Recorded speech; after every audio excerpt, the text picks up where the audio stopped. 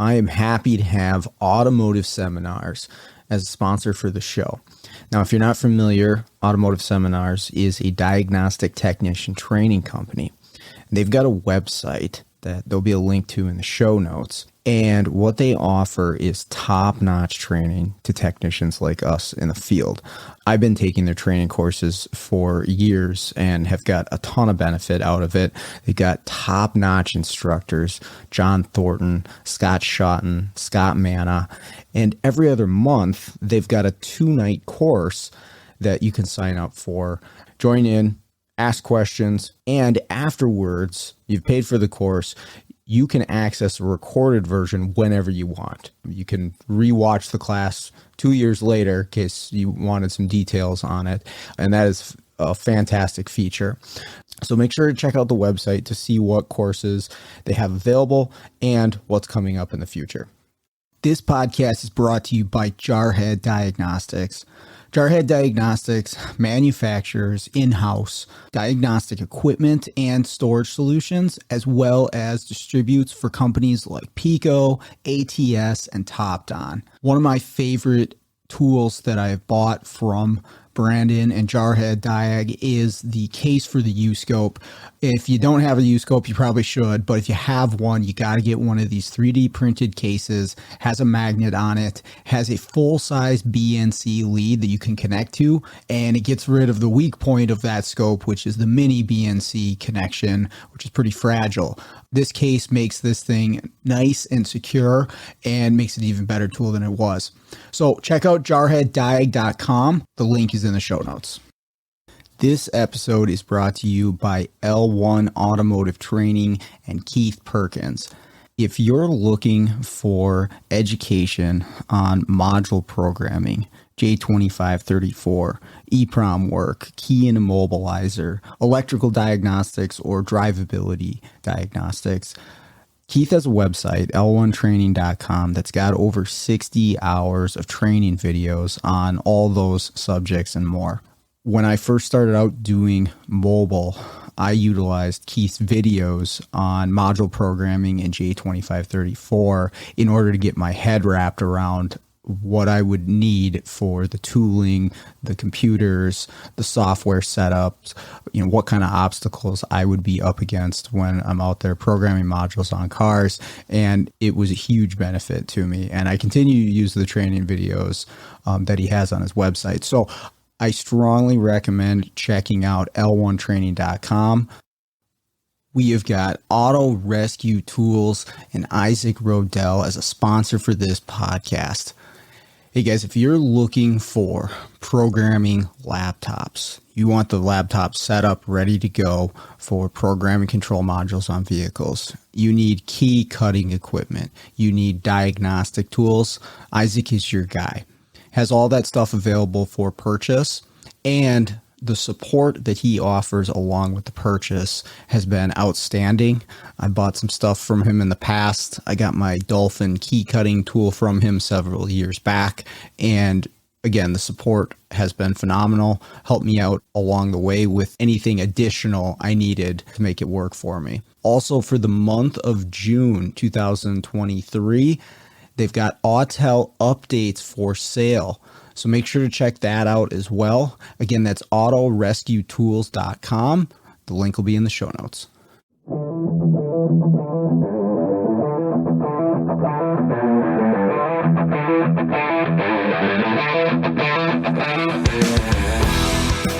Welcome to the Automotive Diagnostic Podcast.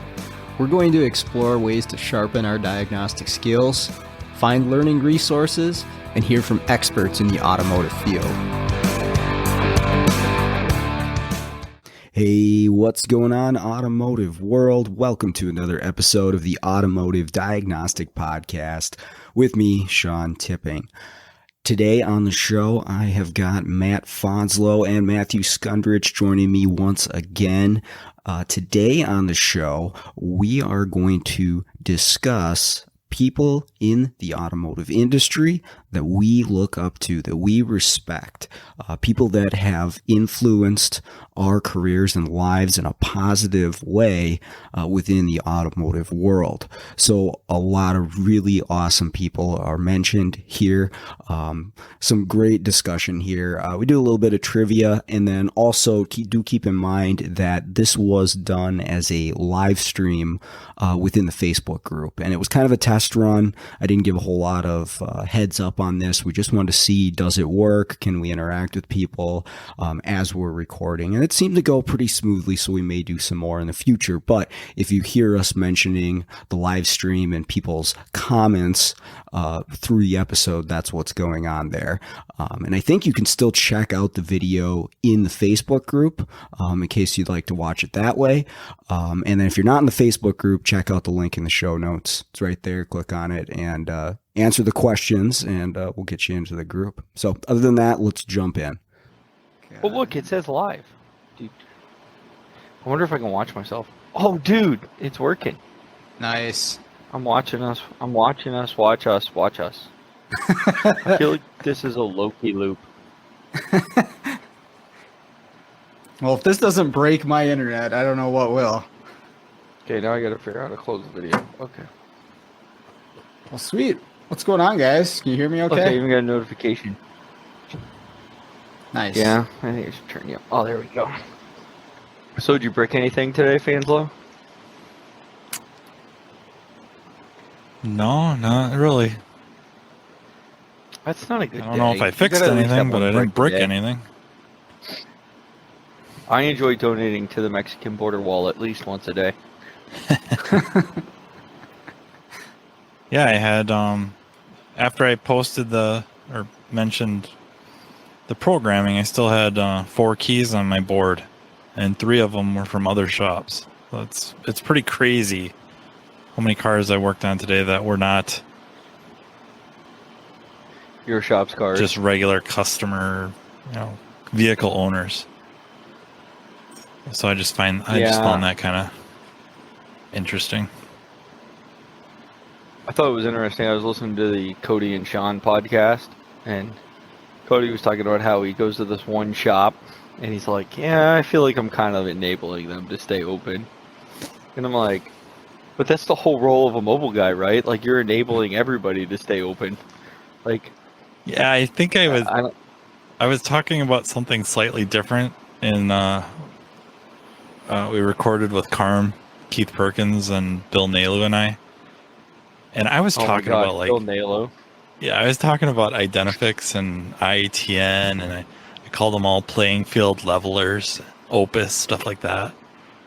And Keith, he didn't get defensive, but he just kind of subtly agreed that he was an enabler, and that was not where I was going. But yeah, just the frustration with some of these tools coming out, allowing a shop that's not invested in any OE equipment, invested in any training, just buy a freaking scan tool and have all the answers. Well, I mean, have a means to get the answers. But at the end of the day, you have all the answers. I mean, that's the problem. Yeah. So it just devalues it. I made a reference to Jurassic Park with it. I've been helping a Ford dealer out. They have an 05 Escape Hybrid that just has a plethora of problems. ABS? One of them being... No. What? Yeah. Well, I don't know. It could have an ABS problem, but the ABS nodule is new. The biggest problem right now is it has a battery interlock code. And the previous tech put in 3 batteries. And I'm like, I think we've established it's not the hybrid battery. So I took the little interlock out of the battery and ohmed it. And I was like, huh, it works. And I put it back. And I'm like, huh, still has a code. I don't know what to do from here. I'll come back another day. Yeah. And I left. I'm like, Usually, I don't want to mess with it. There might be another one.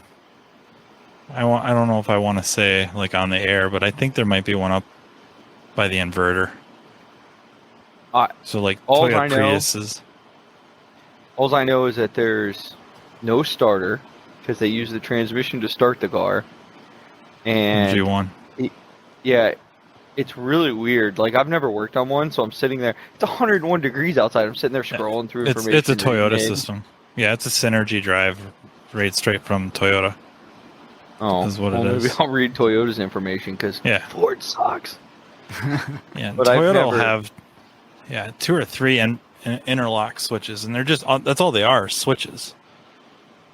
So like, one will be, of course, Well- the battery disconnect on there, and then another one will be the up on the inverter. So if the cover gets lifted off the inverter, that's another interlock that'll disable.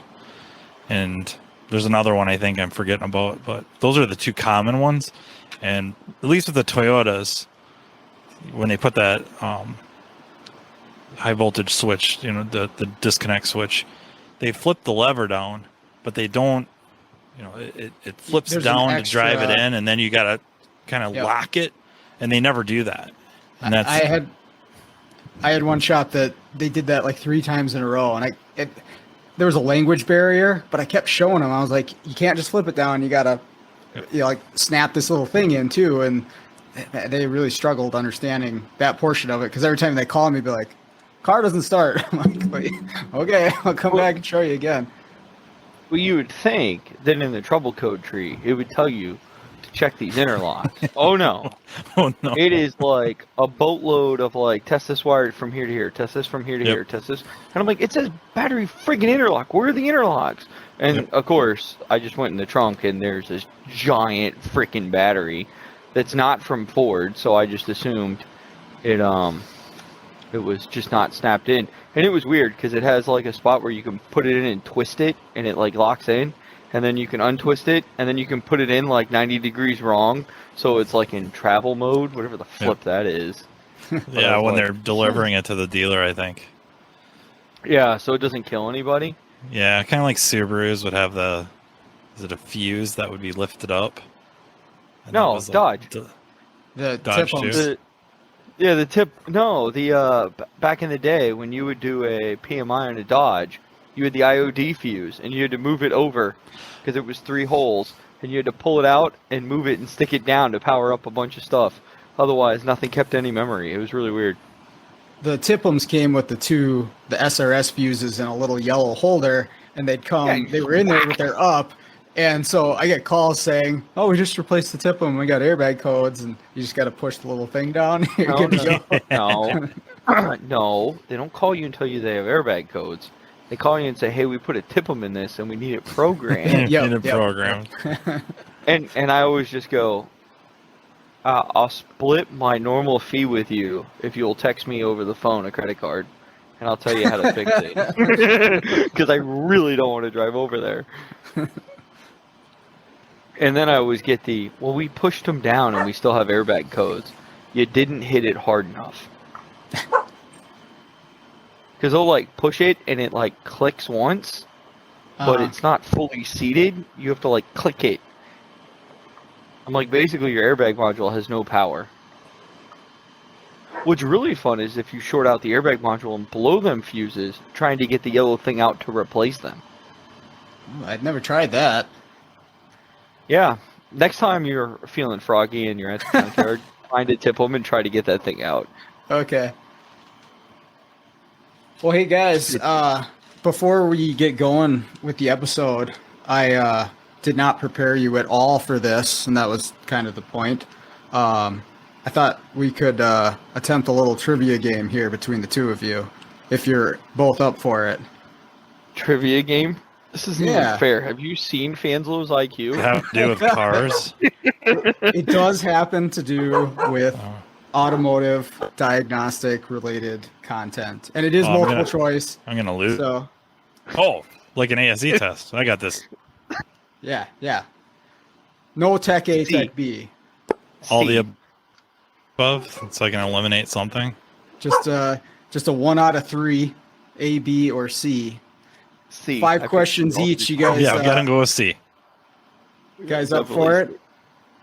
Well, wait. It's Yeah. normally A, B, C, D, and C's the most common. So what mathematically letter should I be picking now? Who wants to go first? We'll do 5 questions. I do have a tiebreaker.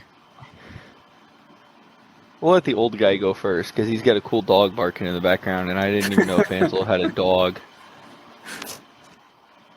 You have 3 dogs, Okay, so and you're married now. Like your life just seems like a mystery. yeah, we had a dog, and then my oldest daughter decided she needed to have a dog. And without really running it by HQ, she goes and buys a dog. And then my wife is, Facebooking or whatever. Facebook, I don't know if it was Marketplace or not. I don't know. But she sees this dog for sale. Doesn't bark at all. So now we have 3. Wait, so that only explains 2. Where did the third? We had one. We had a Doodle you had- that we bought to replace our Great Pyrenees that got hit by a truck. And then we had him for a while, and he's a really good dog. And then my daughter decided she needed to have a dog, so she goes and buys a Doodle. So Bernese, not Burmese, but like, I don't think it's a Saint Bernard, but like a Bernese mountain dog and poodle. Okay. And then my wife's like, oh, we should have a little lap dog because these 2 are not huge, but they're good size, 70 pounds or so. So she gets another Great Pyrenees, or a pure doodle that's supposed to be Great Pyrenees bred with a miniature poodle. I don't think he's going to be a lap dog. I think he's still going to be 60, 70 pounds. Well, for Sean Miller, that would be a lap dog. That's a big dude right there. I picked him up one time. He came to Orlando for some conference. I forget, some shop owners conference, right? And he's like, hey, come pick me up. I want to ride with you. And I had my Silverado 1500. And he's standing out front of the hotel. And I was like, he's got to be 6'4", 6'5", somewhere in that range, if not taller. 270, 300 pounds. I'm like, he ain't going to fit in the truck. He ain't going to fit. Because I had a bunch of crap behind the seat, so I had the seat kind of scooted forward. I'm like, there is no way he's fitting. He sucked it up all day. He was such a trooper. I feel like it got really quiet, Sean. What did you just do? I think myself.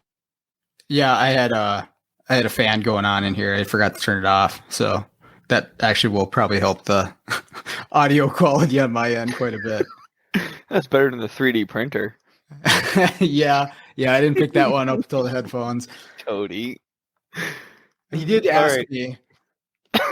I know. He told me he asked you, and you're like, no, I don't hear anything. It's fine. Yeah. All right. You guys want to give this a shot? We'll see how it goes. Yeah.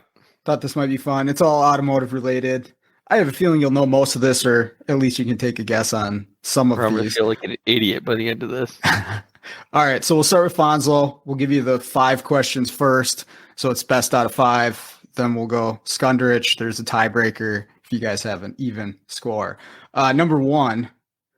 What year did Ford first require an LSID or VSP credential for PATS access? I'll give you the multiple choice. I know. I don't even need the multiple choice. I know. Is it A, 2015, B, 2018, or C, 2013? C. That is correct. 2013. That was a guess. I had no idea. Gen, I believe. It was technically a half year. It was 2013 and a half. Okay. It was the 2014 model year. Gotcha. Now, these answers were researched to the best of my ability off of internet. So you may find some discrepancies. All right. So we got one for Fanslow. We're going to keep going.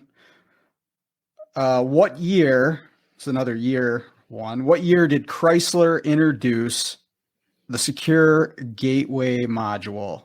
Was that A, 2016, B, 2018, or C, 2020? This would be on a vehicle that's being sold. I'm going with, geez. I'm going with 18. Correct once again. Nice job. That is Um, 2018. Can I just quit while I'm ahead? I mean, No, I'm feeling right. The questions will increase in difficulty a little bit here. Number 3. This is off of NASTF website. What is the current Ferrari factory scan tool interface? Is it? interface? Yeah. They have an interface. Holy hell. Or the application, I guess you could say. And I'll give you there's acronyms. They're all acronyms here. A is SDX diagnostic tool. B, DEIS diagnostic tool. Or C, FDIS diagnostic tool. I mean, the FDIS just seems like it's too easy. It just wouldn't be that. So again, guessing. Dang it. I'm going with A. I'm sorry, that is not correct. It is DEIS diagnostic tool. See, I thought maybe you were messing with me and it was a play on Volvo or something. I did put the FDIS in as a distractor, so nice job spotting that. Just seemed too. All right. This one might be right up your alley. Number 4. And I will say this is off of the most current data sheet that I could find for a Picoscope 4000 series. Okay. Just want to be clear. No pressure, so I'm getting it wrong. Yeah, no pressure, man. The Pico Master is gonna visit Pico question. What's the highest sample rate that you can use on a single channel of a 4000 series Pico? Is it A, 1 giga sample per second, or that's 1 billion samples per second? Is it B, 80 mega samples or 80 million samples per second? Or is it C, 400? 400. That's 400 mega samples. I thought the 80 was back on the earlier 4000s. The newer ones are, I think, 400. I thought. What I have is B80. Now, like I said, that may be incorrect. That was the 2020 data sheet that I could pull up on a single channel. It was 80 megas. I'm looking it up right because now. I need to know. All right. If you find different, let me know. I don't. What's a sample? Okay, so what I come up with is maximum sampling rate, 1 channel, 400 meg, and then 2 channels, 200 meg, and then 3 or 4 is Okay. 100 meg. All right. Well, we'll go with it then. But that was that's really good that you came up with that as a distractor, because if you wouldn't have said 400, I'd have been SOL. All right. So you've got 3 out of 4 so far then. All right. Final Can we stop? question. What's that? We should just stop. He wins. 3 out of 4 is over 50%. He wins. I'm going to hit 50 right here, watch. You All right, can't hit number 50. 5. It's 5 questions. We got a code. Oh, true. We got a code definition that I'm looking for here. This is a code I actually had the other day on a APP. vehicle. It is a U0300. I'm looking for the meaning of a U0300. Is Oh, it it must have A, been a Nissan. can A bus off? Is it B, no message received from the TCM? Or is it C, incompatible software? Why can't it be like CAN bus misfiring? Random CAN Yeah, messages. Dude, that's awesome. I'm suggesting that. Why? Totally. I'm That should talk be to the him. answer.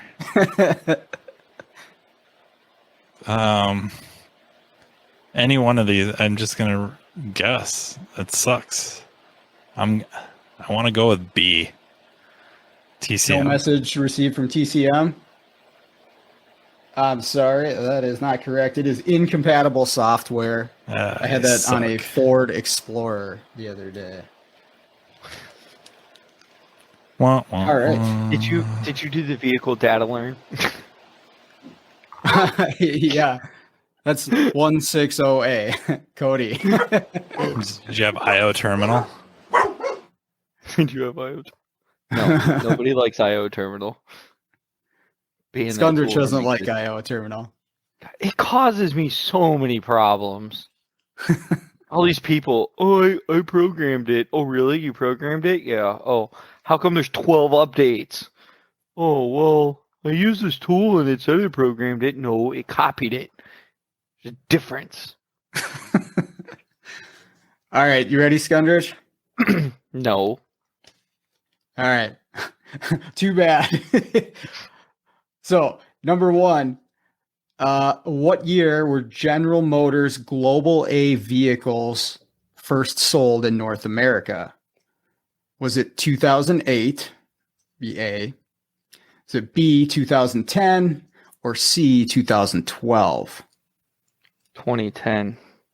That is correct. 2010. I want to say it was the Camaro, Cross, and there was one Cadillac Model 2. That sounds right. I looked at the PDF. I don't remember what it was. There was only like 3 cars in 2010. It was weird. There was one in 2009, but it was some other country. It's a Mexico car. Yeah. Yeah. That's like in like 2012. It lists the S10, and I'm like, who sells an S10? And then if you look down, it says this car is sold and produced in Mexico. All right, number 2. What year did Chrysler change? We're talking about the security PIN code. What year did Chrysler change from their traditional fixed 4-digit code to a rolling code? Was it A, 2012, B, 2015, or C, 2018? It's either 12 or 15. I'm going to go with 15. That is correct. I think it's when Fiat took over. It is when Fiat took over because that's a Fiat-based system, but I couldn't remember when Fiat bought them. I feel like it was before 12 or after 12, but 15 seems late, but I don't know. Yeah, I think that's their merger finally, finalized around that year or something like that. The first one was the Chrysler 200. Okay. So you can't get those from the dealer anymore. Well, you can't anyways, but okay. You are 2 for 2.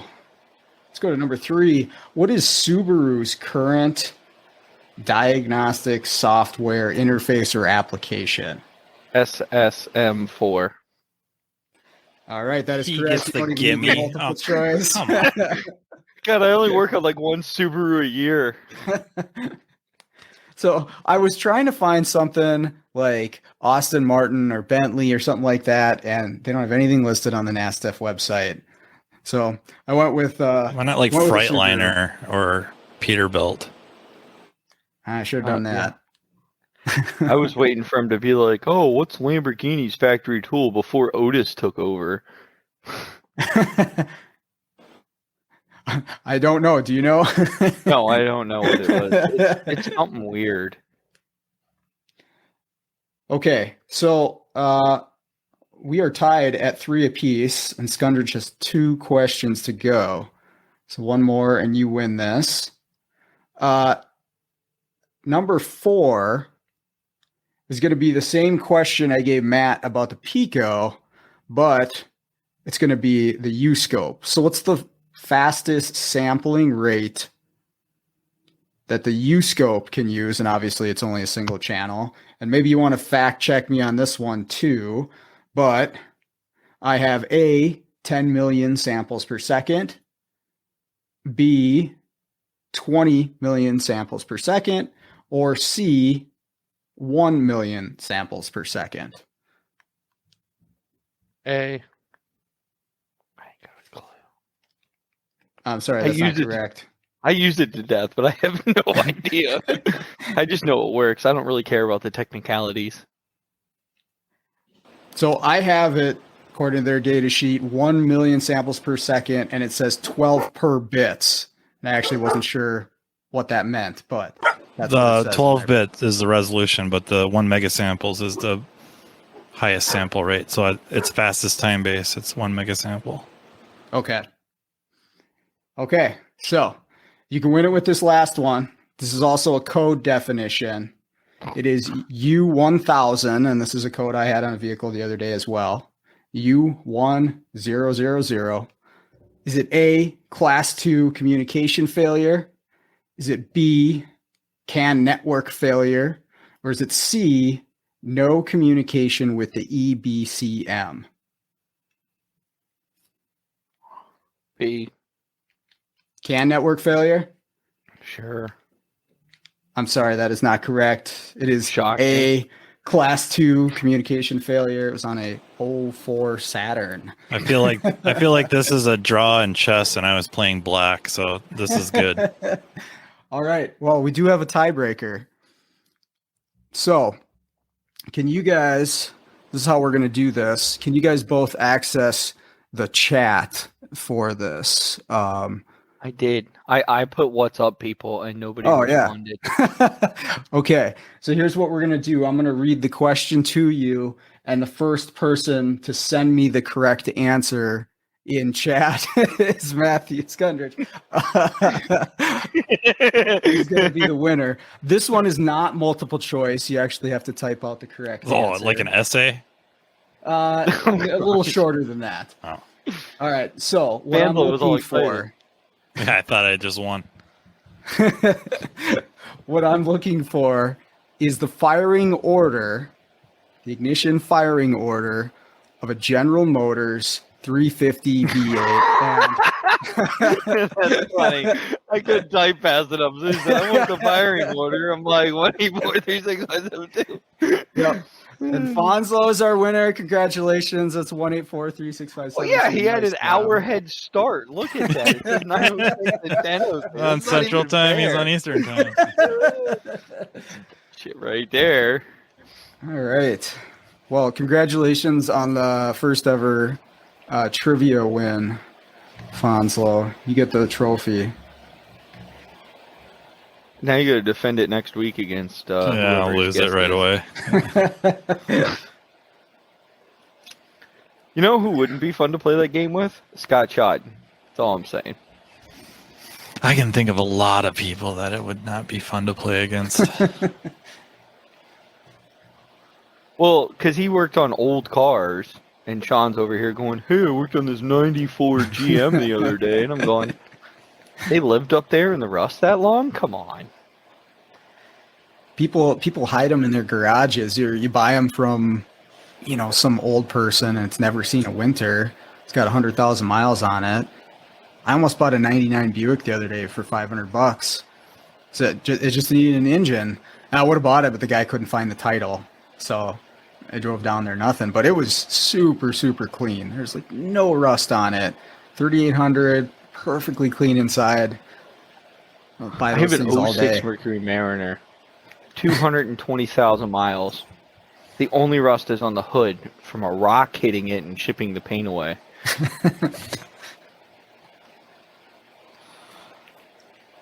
Yeah. I don't even understand how you work on cars up north. Like, Blue wrench. Lots of acetylene. Lots of acetylene. I've never used an acetylene torch once in my entire life. Yeah, I think I've told this story before, but when I was in Kansas, Southwest Kansas, working a local shop there, just so happened to be working on a Lincoln from the Rust Belt. I'm not sure it was actually Minnesota, could have been Wisconsin, but they're trying to get the fuel tank down, and the straps are all rusty, and the fuel filter's all rusty. And they're like, "What do you guys do?" I'm like, "Oh, you got a acetylene torch?" So wandering around, they wander around their own shop for about 10 minutes and come out with this little, like smaller than a suitcase size torch. So I light that thing up and I start heating up the straps. And also, I would have just cut them, but there weren't any available. So heating up tank straps. And I'm kid you not, that shop cleared out. They were running for the hills. Well, there's no hills in Kansas. So they were running outside. And I just thought that was hilarious. My first shop that I worked at, it was a full service gas station, and we were maybe, I don't know, 20 feet between the bay door and the gas pump, and so they wouldn't let us have a actual acetylene torch. So for the first 4 years of my career, we had a MAPS gas thing, and that was it. That was all we did. So better with a I avoided cigarette suspension lighter. work, right? I finally went to a shop with a acetylene torch, and I was just like, burning up everything. yeah, just melting holes and things. Well, it can't be tight if it's liquid. We had a car come down here from up north, and it needed some brake lines. And boss was at Tire Kingdom. The boss looked at me and goes, "Hey, you're like ASE Master Certified in brakes. That means you can do brake lines." And I'm like, "What? Brake lines?" I missed that part on the test. Yeah, like what does that have to do with anything? And he's like, "Oh, we got this car. It blew out a couple brake lines. They're down here from like, Minnesota or some stupid state where they have salt on the road." So I'm like, "Okay." He's like, "You gotta fix it." And I'm like, "Dealers down the street have a good time with that." He's like, "What do you mean?" I'm like, "Dude, you won't allow us to have a torch here." I'm like, "I'm not even sure I could get some of these bolts out. Like, it might need calibers, lines. Oh, man, it's going to be a great ticket." No, it's not. No, it's not. Send that crap down the road. Man, I ain't messing with it. Stick with my rust-free stuff over here. Like, I don't even... for the longest time, I didn't have a brake flare tool. We don't do brake lines. Why do you need a brake flare tool? So what you're saying is you can use Scotch locks on boat trailers without any issue where you live? Yes. There's no pixie dust that comes out of the Scotch watch. Now, the problem is we can't really use them on the boat trailers because up here, we actually use the boat trailer. It's 10,000 lakes up here, man. Yeah, 10,000 lakes, and they're all frozen. And obviously, you guys aren't. Yeah, but obviously nobody plays hockey up there because Florida just won the NHL championship for the second year in a row. So hey, whatever. They're all because they lured all the Minnesotans down there with the warm weather and lack of rust, and Canadians. Hey, come down here and play hockey on fake ice.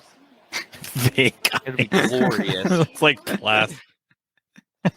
I actually tried doing that one time. I skated on that like weird plastic stuff that's supposed to be like ice. It's absolutely nothing like ice. You cannot stop or corner the same. It's like trying to rollerblade and play hockey. I call it fake ice because if for any reason you lose power for any amount of time, you no longer have ice. You have a very shallow swimming pool. Well, there's such a difference in the ice up here, even just between summer and winter. And you don't need your skates sharp at all in the summertime up here. You could go an entire year, have extremely dull skates in the summer, and you'll still just cut right into the ice. Wintertime, they just let the cold air into these rinks, and it is hard as glass. So you better have some sharp skates or you're not stopping at all. You're not cutting at all. So it's quite the difference. I got to imagine down there, you get thousands of fans in an arena. It's completely different. I figured you'd hook your toe pick.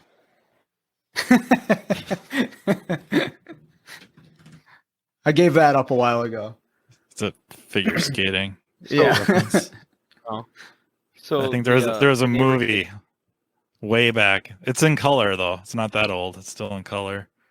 I think it's called The Cutting Edge, about a hockey player who becomes a figure skater and struggles with the toe pick, and his partner reminds him of it regularly. See, it came out in 1992. I was 5. I've seen it. It's kind of a chick flick, but Date night movie. My neighbor down the street, because I live in the neighborhood I grew up in, so he's still my neighbor down the street. His kid played hockey, and he was 3 years older than I was. And so one day he goes, "Hey man, you're a pretty good runner," and we used to play street hockey all the time, with the ball. He goes, "Hey, you're pretty good with the stick. You want to come play with my son on the hockey team? They could use another player." And I'm like, I can't afford equipment because, hockey equipment down here is like stupid money. And It's up like, here don't worry too. about it. My son's got all. He's like, my son's got all this old equipment because he's 3 years older than I am. He goes, you can just use his old stuff. I'm like, oh, okay. I learned I was really good at ice skating. The Mighty Ducks, the kid who can fly across the ice and just slams into the wall? That was me. So when I saw that movie, I'm like, yes, there's somebody else who can't stop. To this day, I still can't stop on ice skates. I just run into the wall, just boom, plow into it, and move on. But I enjoyed playing But hockey you for 3 or put 4 somebody years. It was between a lot you of and the fun. wall, and it's called checking, and then you're a stud. Come on. The problem was I was faster than most of the older kids on the team, so they'd be like, go, go, go, and then they'd pass me the puck. Well, it was just me, the goalie, and the wall, and it was like, well, you can't hit the goalie. That's somehow against the rules. I found out, so I would just slam into the wall. Yeah, I broke a couple sticks, and there was a couple times where I wasn't sure if the stick broke or if it was my arm or something. So I was always excited when I'd get up off the wall and see my stick in 2 pieces. Yes, it was just a stick. Okay, I can keep playing. That's the good kind of snap that you want to hear. Yeah. Yeah, it was fun. Those were good times. I was back when I had good medical insurance, and I was on my parents, and When you bounce back from So it wasn't stuff in my your money. 20s. oh yeah, you hit the wall. You oh look, there's stars. Oh, stars are gone. Keep playing. Yep. Now it's a week. Now I think about hitting the wall. Yeah, now I think about hitting the wall, and I'm like, oh, my back hurts. I think I threw my hip out. So, speaking of being injured, my father-in-law came down because my daughter's 6th birthday is next week, but we have family event, or we have the Aloha Tool Show at the end of the month, and my wife thought it was this weekend, so we moved the birthday party the weekend before. Anyway, my father-in-law comes down, and he's like, hey, I'll just ride with you for a couple days in your van. I'm like, all right, whatever. So today I did 3 ADOS calibrations in one shop, and one of them was a Volkswagen. And, with the Autel, you got to put 27 pieces of paper all around for the BSM. So I'm crawling around, and he's like, I think you've crawled a quarter mile on your hands and knees. He's like, when you hit my age, you're really going to regret your decision for a career in life. I'm like, thanks. So I'm looking forward to getting old now. I think it beats the alternative. I don't know. No, it doesn't. I could be a service writer making the same money. I meant getting older. The alternative to not getting isn't, so I don't know. Not so. I don't know. Being dead's not so bad. You ain't got to pay taxes. You don't have to worry about health insurance. All right, you talked me into it. Where's that Kool-Aid?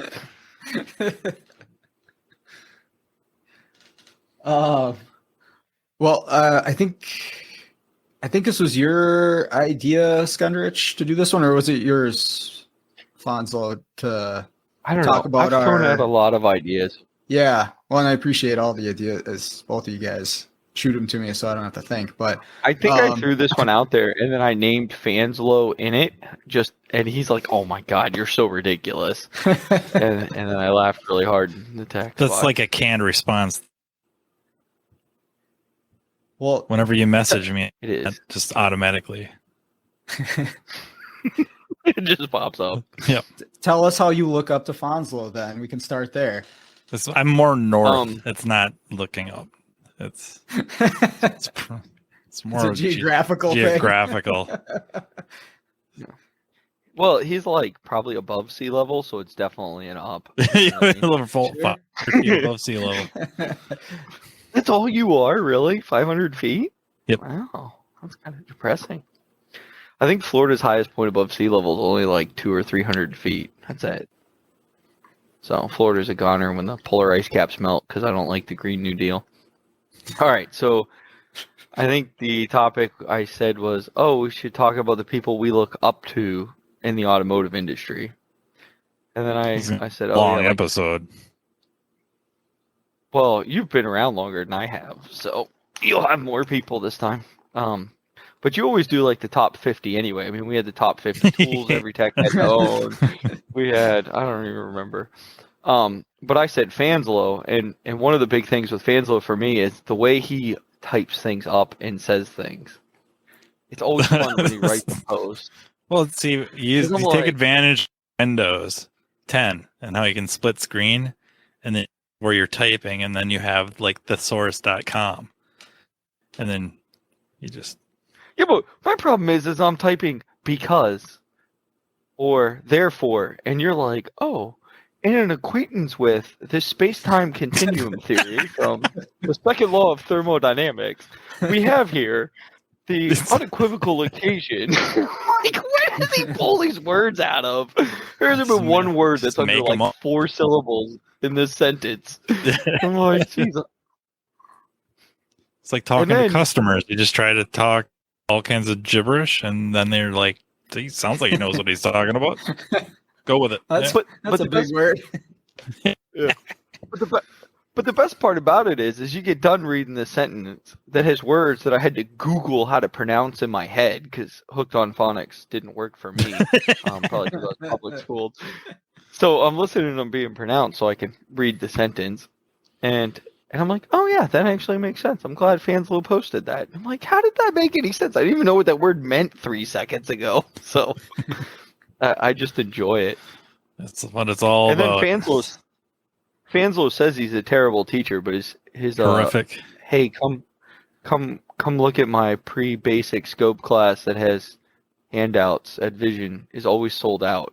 Now maybe because it's on Sunday, it's because I team with Harvey Chan and Scott Schott and Scott Manna. And all I got to do is show up, roll out the red carpet for them, open doors, carry their luggage. But I walked by the class and I'm like, there's not a seat in here. He can't be that bad. It's because we got rid of most of them. When I showed up, there a few hundred of them. Just carted out half of them or more. Or ask for a much smaller room. And it looks fuller. I'm going to have to do that next time I teach. Hey, this room's got 50 chairs. Can I get one with like 20?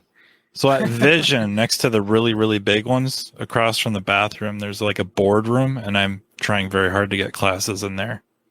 It only holds like 10 people. 12 people. If you got 12 people, it'd be standing room only. Yeah. The last time I taught was at publicly, besides like Dutch flying me out, was at Just Cars, and I was teaching programming, and it was 2 classes a day, 3 days in a row, so it's 8 hours. By the last day, I am basically like yelling, but I didn't realize I was yelling, and I just forgot his name. I feel bad because he's a good trainer too. He's got the long hair. Ziegler. Eric Ziegler is taking a class across the hall. Okay, so it's a 12-foot wide hallway. There's not a door directly across me. It's like 10 foot over. Okay? And he's across the hall. And I hear this ding from my phone, but I'm teaching. I'm not paying attention. 5 minutes later, some kid opens the door. Hey, man, we can hear you in the front row of the classroom, caddy corner, and across the hall. You think you can keep it down a little bit? And I was like, oh, I'm that loud? Jeez, I feel kind of bad. And one of the guys in the back of the class looked at him and he's like, shut up, man. I've been here for 3 days. I'm still hungover. This is the only class I've heard since I got here. I'm guessing like Wally Meridian must get those messages all the time. Eric told me after the class, he's like, dude, I could not concentrate because all I could hear was you going, yeah, and GM, if you hear the doop doop bing noise, you're just screwed. Programming's done. He's like, and I'm over there trying not to laugh because he goes, you said it with such enthusiasm. Like, oh, just move on. But yeah, he told me. Maybe that's what we should do. We got to do like those looper style things where it's like the top 10 loudest instructors. Good thing I don't teach for anybody anymore. Skundrich just made the list. I made the list. I am very loud. I didn't realize I was that loud, but yeah, I enjoy teaching. So yeah, I look up to Fanslow because he does a lot of things pretty well. Have you listened to your? I haven't figured out what it is, but have I listened to what? Your podcast from Carm. Any of them? Do you listen not to without yourself cringing? Yeah. That note-taking one was just fantastic. I think I probably sent it to every shop in the area and was like, here, this is Fanslow. He should be your new idol. Please listen and follow these instructions. Next to Mooby, he should be. The new girl. I'm sure I stole it from somewhere. There's probably an MIT course somewhere. I ripped it off. Would you go to MIT and we don't know that either? No, no, the free the free stuff. Yeah, but I went there to try to get a job sweeping floors. I ended up in an auto repair shop. So. Yeah, we were playing with his torch thingy to get bolts loose. All right, well, who do you got, Fanslow? Why? It's the gimme. It's easy. You almost hate to say it because it's probably so obvious, but like I really do look up to Thornton, and not just because of like as an instructor, as a friend, or as with his content, but what really strikes me is how rigorous his approach to building a class, building a case study. He has a plan at all times. He studies up. It's a rarity, other than just an issue he's seen many, many, many times. It's rare that he will go into a problem car without a plan, without some study before the fact, showing up, knowing what he wants to get, how he's going to get it, be it scan tool captures, which scan tool he's going to use, scope captures, what signals he wants, how he wants them to look.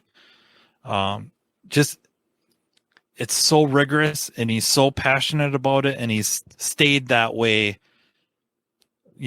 long before I knew him and through now. So, however many decades that ends up being, that is just so impressive to me that there's been no drop in that drive. He could have so long ago kicked her into overdrive and just coasted. He's got enough material to coast into retirement and beyond, and he doesn't. He keeps at it. He's dialed it back a little bit, just actual time, working. Mm-hmm. But he's kept certain accounts because they provide him the type of issues he wants to work on and find and develop classes for. And then just the plan of attack on his training style, that real circular type of training where I'm going to take you a little bit on this journey, but it comes back around. And I just can't say enough about it. It just blows my mind. It absolutely blows my mind because, I lose motivation on stuff. I really don't want to do this test. All right, what is the probability it's not this? Seems very low. Okay, roll the dice. Yeah, I've always really enjoyed how he'll explain a system or component or whatever it is along with an interesting case study. It's a story. Okay, I went through, I did this, and this, but it's also, here's how this works. Here's the details behind it. I've always enjoyed his classes quite a bit. I thought it was interesting meeting him the one time I met him, and we ended up talking about multi-air engines because I hadn't worked on many of them. And I realized this guy had this plethora of knowledge on this multi-air engine. And I'm like, how do you know so much about this? Because they were still fairly new. And he's like, "Oh, I rented one from a car rental place and brought it to my shop. Paid for 30 days worth of rental, took that sucker apart, and then had to buy all the special tools to put it back together." I'm like, Yep. "You what?" And he's like, "Yeah, I wrote a class on it. And you should take it sometime. It's pretty good." And I'm like, "Wow, yeah, I'm not that ballsy." Like, I would have rented the car, put it back together, and been calling Fanslow, "Hey, you want to fly down? I took this car apart. I have no idea how to put it back together." Fanslow would be like, "Me either, but I'll come on down." Yeah, that him and Scott Manna do stuff like that. Something new comes out or a topic they want to tackle, they'll go rent and or buy the vehicle or the parts. So like that multi-air class, I'm pretty sure Scott went out and combed wrecking yard to find a head off of a car that was crushed and bought it, took it apart, tried to put it back together like you said, up needing special tools, taking it over to a machine shop friend to have stuff cut open so they could try to look in there. Just, all kinds of that stuff. High pressure fuel pumps on GDI stuff. Take a buddy to cut it open to try to see how this works. And, having that type of drive to do that.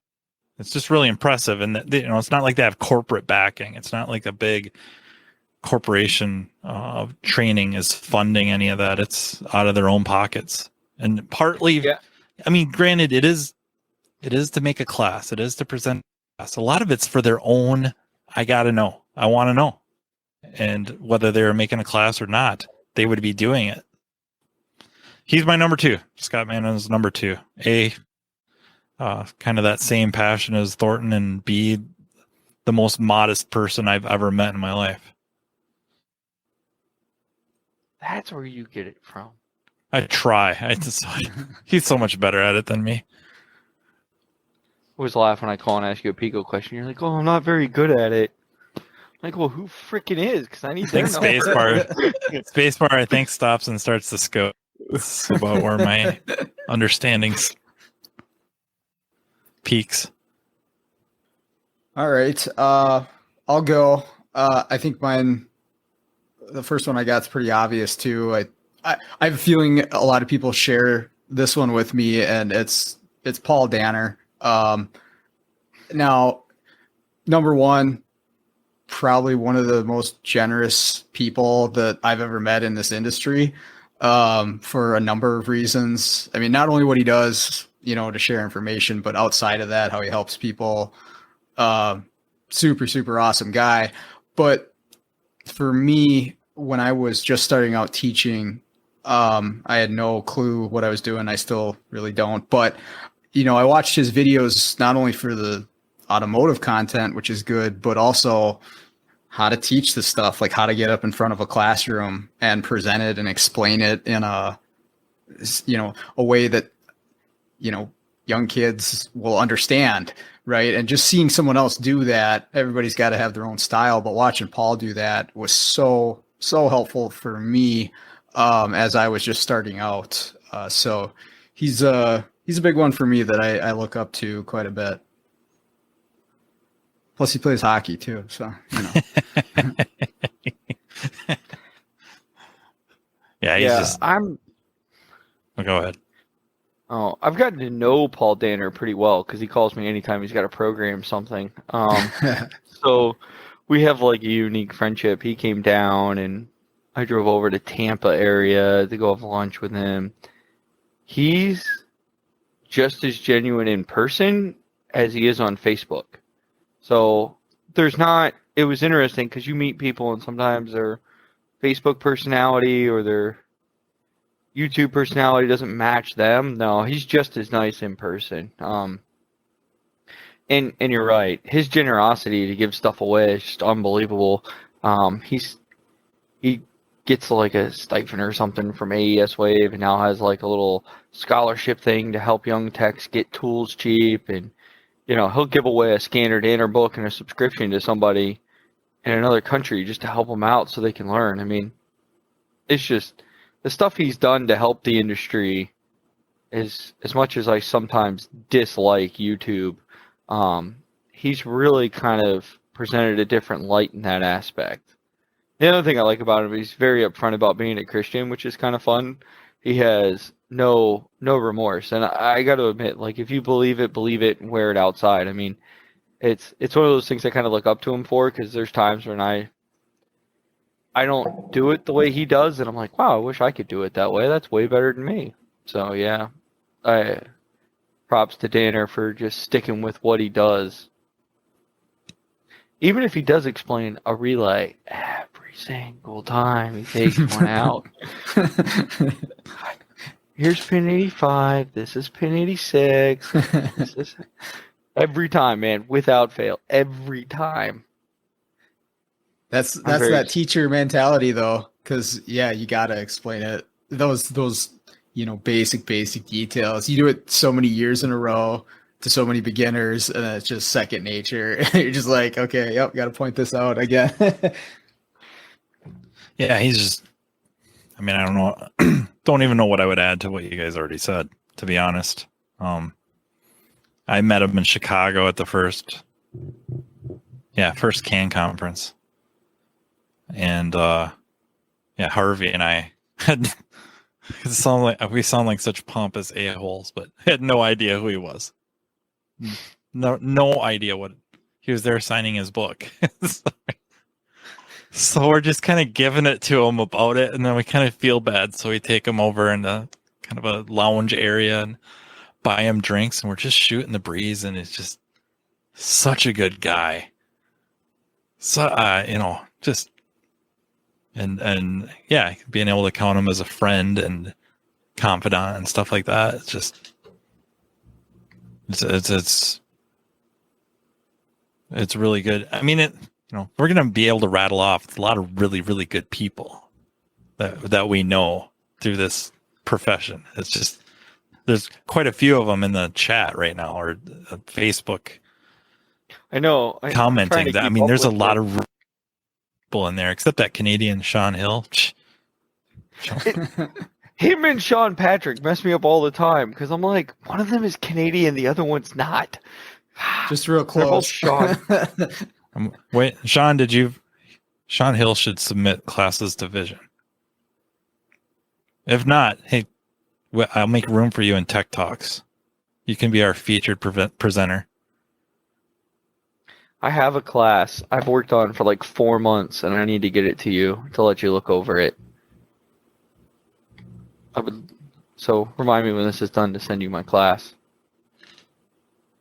You're talking about Sean, right? No, you. You to look over it. Me. You can laugh at all my small grammatical errors and small word that's about it. You're dumb people. Use spell check. I subscribe to Grammarly. I will find all these issues. Grammarly.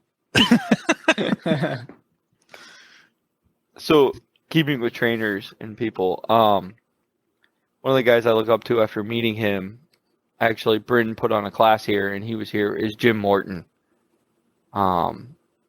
He was probably the first class I took of somebody that was a famous trainer, right? Like, I didn't hear about Vision till later in life. I mean, I'd been a tech for 10 years before I ever found out about Vision and John Thornton and all these people. And Bryn brought Jim Morton and Brandon Steckler down. I'm not sure I'm saying his name right, but they came down, and Jim did like the secondary ignition class, which I'd sat through hundreds of them. Going to UTI, you took a whole secondary thing. We had the old Sunscope. But his passion and drive in that class was something I'd never seen. And it was just so cool to watch. And then after class, I had a couple questions, and I was asking him questions, and he's like, oh, well, let's talk about it, and let's think about why. And his logic of it funnels, here's a funnel. So if you have this problem and you think it's, if you have a misfire, it has to be one of these 4 funnels.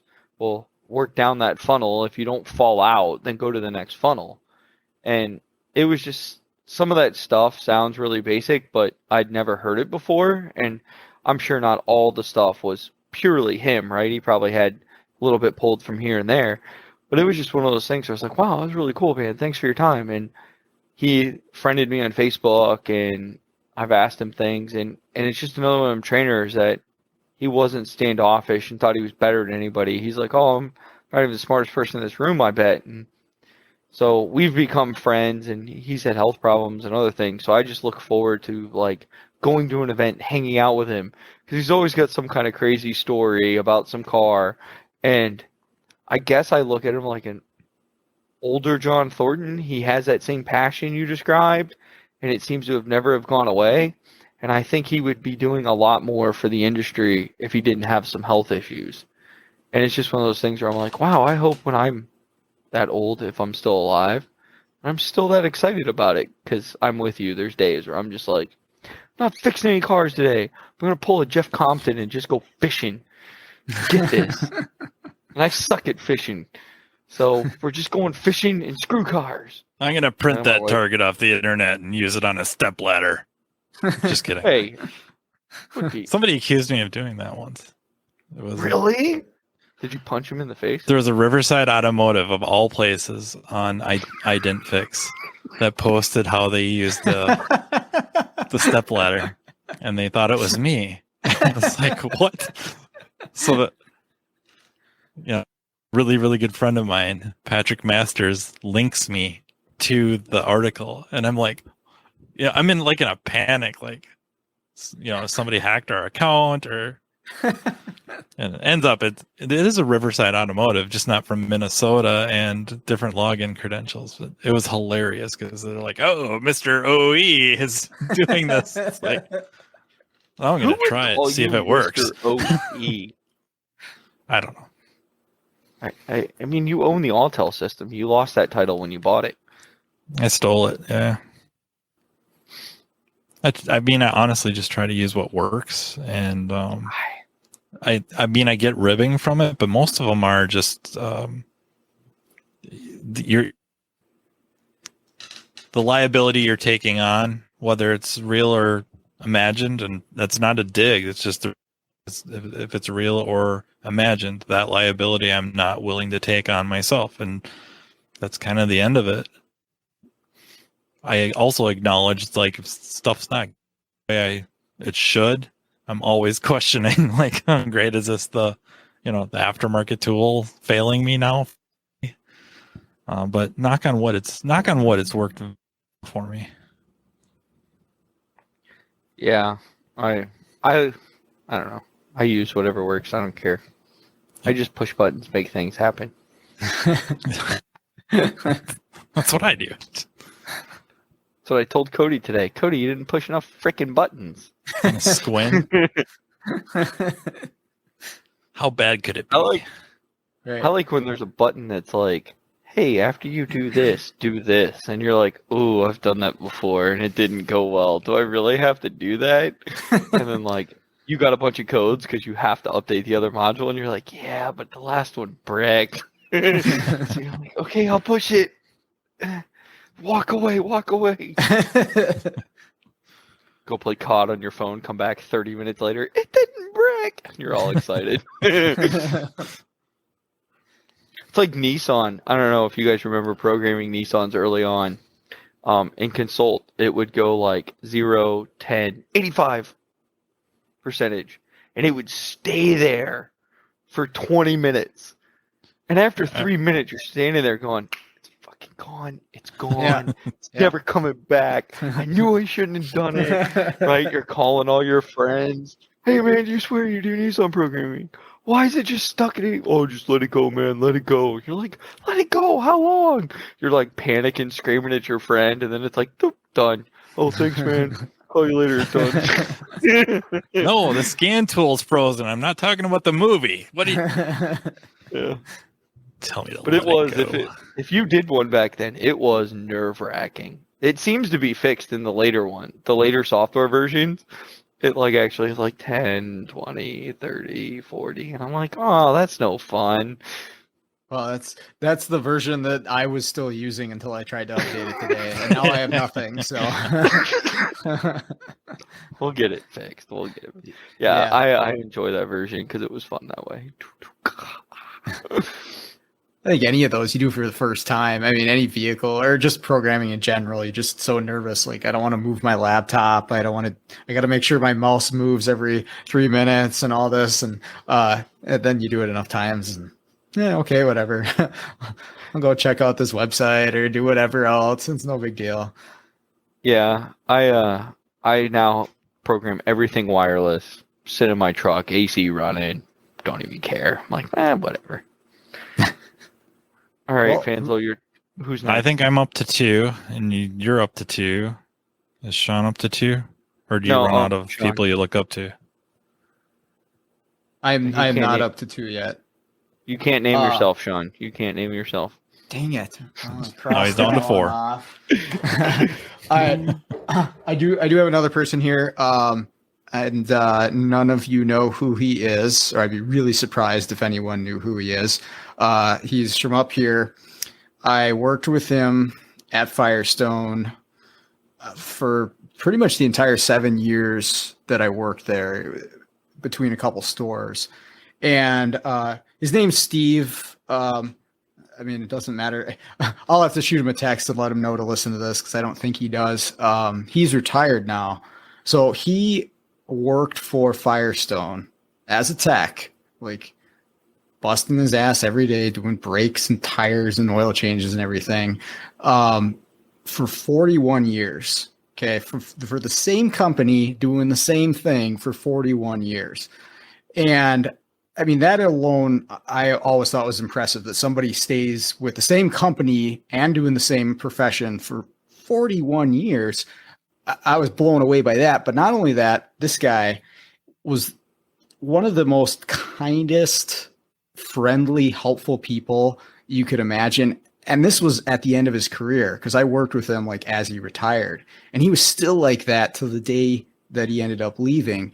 And I was almost just confused as to how do you maintain that. He was just a joyful person, right? He was just happy to be there every day. I mean, yeah, he had bad days just like we all do and you get frustrated, but he never treated anyone bad around him. He was always willing to help, do whatever he can to make the rest of the techs around him, their day easier. And after all that time, and I mean, the guy's in his 60s, his hands, look like this with arthritis. He can't be having the easiest time doing this, but he was just still such a nice person at his job until the end. And you don't see that every day, right? People get jaded, they get grouchy, they get mean, they hate their job, they hate everybody they work with, especially in the auto industry. And I was just always so impressed that he maintained that for his entire career. And he was an inspiration to me. I'm like, I don't want to work for Firestone for 40 years, but I want to be helpful and friendly and, just do the best I can for everybody around me until I'm done doing this. So Steve, if you're listening, hopefully check this one out. I got a lot of respect for that guy. I think we've all at some point had that guy that we worked with that kind of probably set our career somewhat in a different direction. That's the right term. So for like you, it was Steve. I'm sure Fanslow has somebody. Maybe not. I don't think it was so much. I would say that was the first independent shop job I had. So I started out at a Ford dealership, new car prep while I was going to my 2-year trade school. And then before I was done there, I went to CarQuest parts delivery for a little bit, then to Tires Plus for a very short time. That's definitely not my wheelhouse. And the shop that hired me from Tires Plus specifically because they knew I liked, Diag, that just letting me work things out. And I think they paid for it the first, probably for sure first year, just struggling, right? Just, you don't know what you don't know. And I did squat, So I would, it's not so much looking up to them and they set out a path for me or helped me realize that path, but they gave me a chance to accomplish that goal of just being able to focus on that, and some of it was, when I worked there, I was kind of the main guy that was going to do that, but I wasn't always. And there was a very, very specific day that all changed, where I was doing an evaporator on it'd be like an Olds 98. And so you did these from in the engine compartment, and I think this was the one where I didn't have to cut the rubber / insulation. It was Somebody metal. else already did, or what? I think it was just they didn't have it on this one. Okay. It was old enough that it wasn't like the W. I think that was the W bodies had that rubber insulation with the insulation backing, or kind of that rubberized stuff. This was, I think, a little bit older than that. So this would have been like C&H body. Somebody might crucify me on that one. So I was doing that, but the other two techs were working on a Ford Tempo that the alternator was not charging, and the another one was working on a Regal. So that would have been like a G body, probably late 80s. Brake lights didn't work, so the Regal got new brake light bulbs and a brake light switch, didn't fix it, and the Tempo got 3 new alternators, and that didn't fix it. And I was starting to go together with the evaporator, and the boss is like, you know what, everybody switch.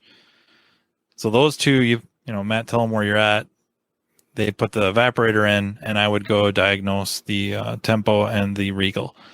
And I think like 20 minutes later, I fixed I don't want to say a broken wire, but a pixie stick wire on the passenger side. Yeah, I'm pretty sure passenger side strut tower. It's a yellow wire that must have somehow gotten, insulation was cracked or whatever, was corroded. Cut that out, repaired it, fixed the charging system, and the Regal needed a turn signal switch because they ran the brake lights up through the turn signal switch, and that had one of them really sucky ones where you had the pullers and crap to take it out, and the harness ran down the steering column, and it was always just such a pain in the ass to do it. And that was probably the last day I did much R&R work. I think it was really, really rare. Is go figure it out. Whether it was drivability or electrical, it could have been, brake squeals. Just go figure out what's wrong, and then somebody else will fix it. So for people we look up to, should they still be alive? Well, no, you can look preferably up to dead people. Right. They're in the ground. Well, it's just an honest question, because to me, like the next obvious mention, it's got to be Harvey Chan. I mean, I don't know. Like when we're talking about somebody that affects your career, I don't know anybody that's affected my career more. I mean, it's probably a toss-up between him and John, but I was a lot closer to Harvey, especially later on. So, John and I were starting to become really good friends probably in the early 2000s, late 90s. Yeah, late 90s. And Harvey and I met online on IATN chat, and would banter and bust my balls pretty hard. And then we finally met at Vision, and that just kind of started a friendship that grew all the way to really hanging out, finding ways to hang out, going to training conferences just to hang out, teaching classes together, and just I don't know if I can qualify just how smart he really was. You know what I mean? Like he was just, it's hard to explain just how freaking smart that guy was. Yeah, I never had a chance to meet him. Yeah, and that's kind of probably one of the bigger problems with talking about him, is if you never met him, you probably don't know. And maybe the good thing the great thing about him was, as smart as he was hilarious. And that's probably what you remember more about him, is just how funny he was and quick-witted. But if you got into like a discussion about theory, or he helped you walk through a problem, then it became very evident that, you know, if you had to, like me, if you had a goal of trying to get to that level, it probably wasn't going to happen. Just next level. And his experience as being a tech was much different than mine. Like, he came up through the ranks as the flat rate tech working at Canadian Tire, so being that type of a shop and learning all these tricks, flat rate tricks, but then also being wicked smart, trying to look into theory and operation, finding IATN, finding people on that level. So like the Randy Burnclaws and the Jim Kempers and the Matt Ragsdales and Tim Lena's, and I kind of hate now that I've rattled off some names because now I'll forget people. Keith Lawyer. I mean, they're just unbelievable how smart some of these guys were. Paul Beltusis. Yeah, a former Ford engineer. Just insane. So yeah, he probably affected my career as much or more than anybody I've ever met. Yeah, I wish I would have had a chance to meet him. That's sounds like a great guy.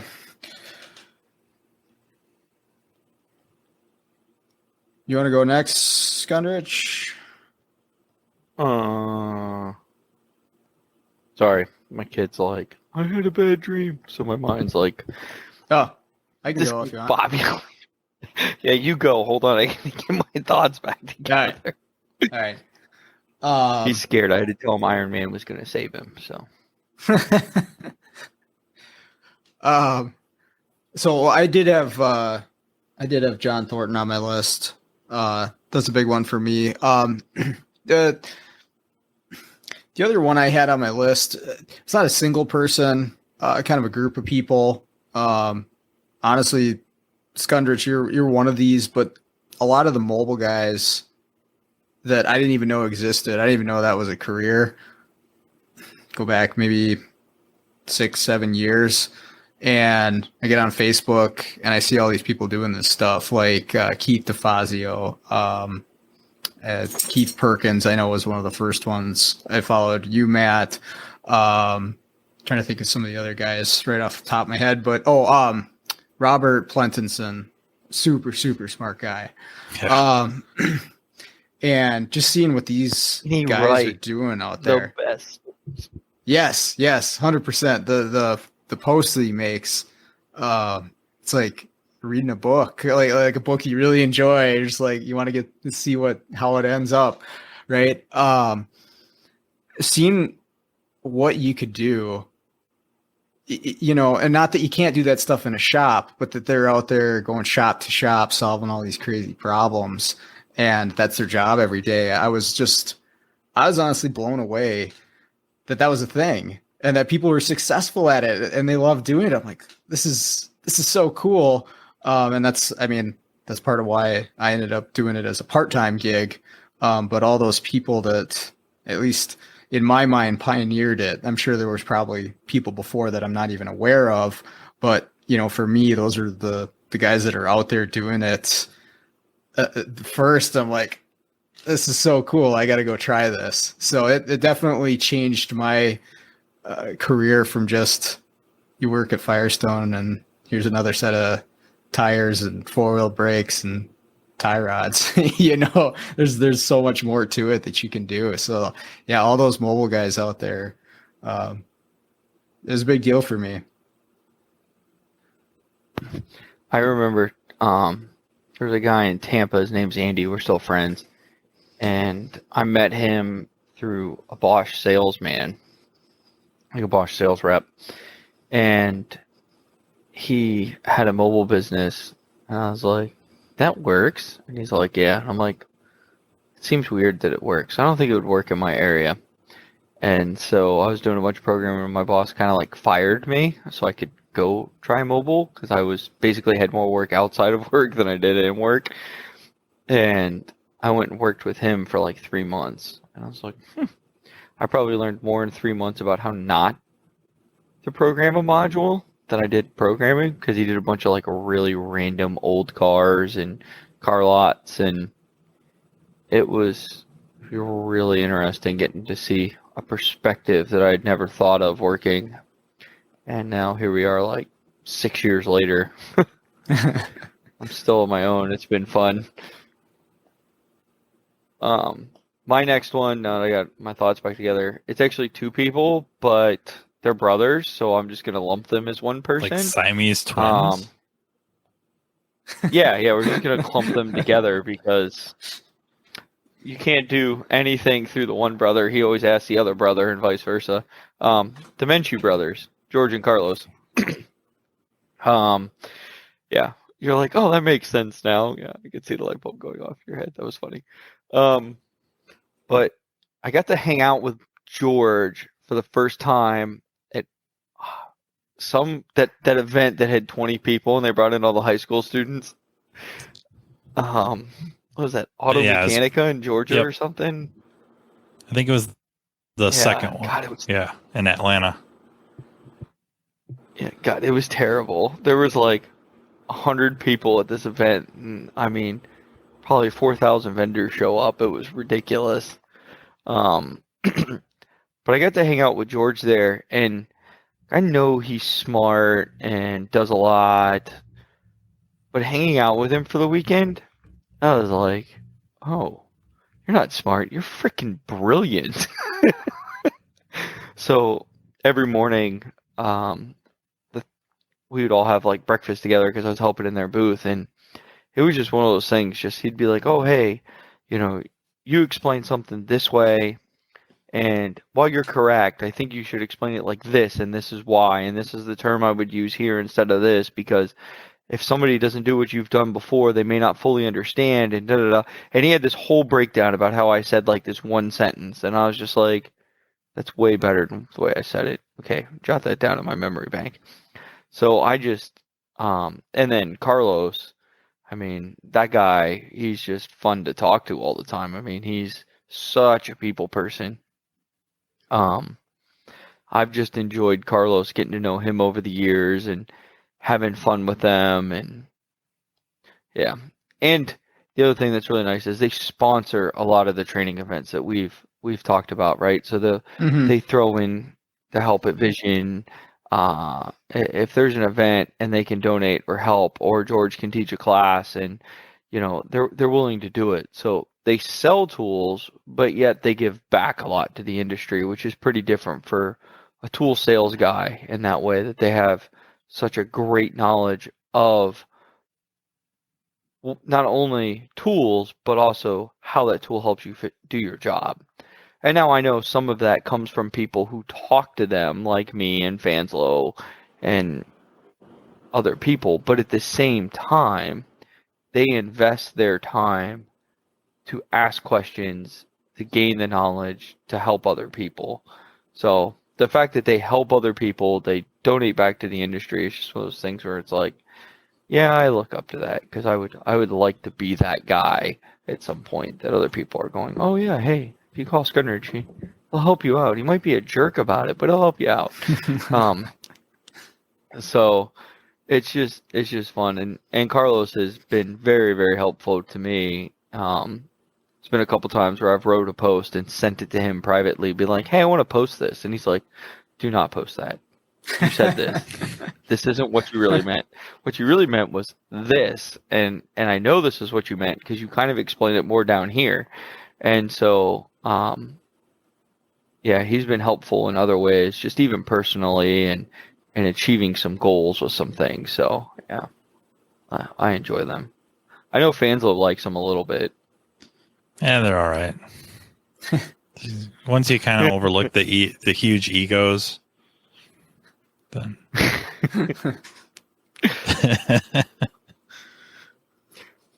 What kills me is I'll call Carlos once in a while on lunch and he'll be eating lunch because it's like 5 o'clock my time.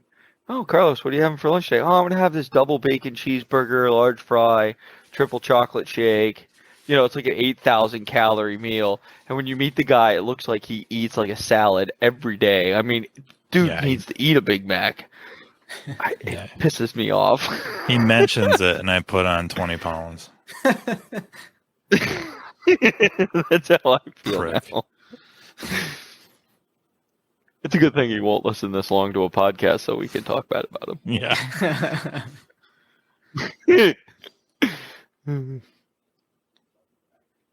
All right. What do you? Who's up? Fanslow? I think so. Really? No, I'm I think out. so. That's everybody. It's kind of overwhelming. I know you guys. There's so many people I look up to for so many different reasons. Yeah. You know what I mean? Like, it's starting to get to the point where you start feeling bad because if you don't mention somebody and you really do look up to them, and plus I'm buying time for Patrick Masters' wire to get through. Maybe try Venmo, dude.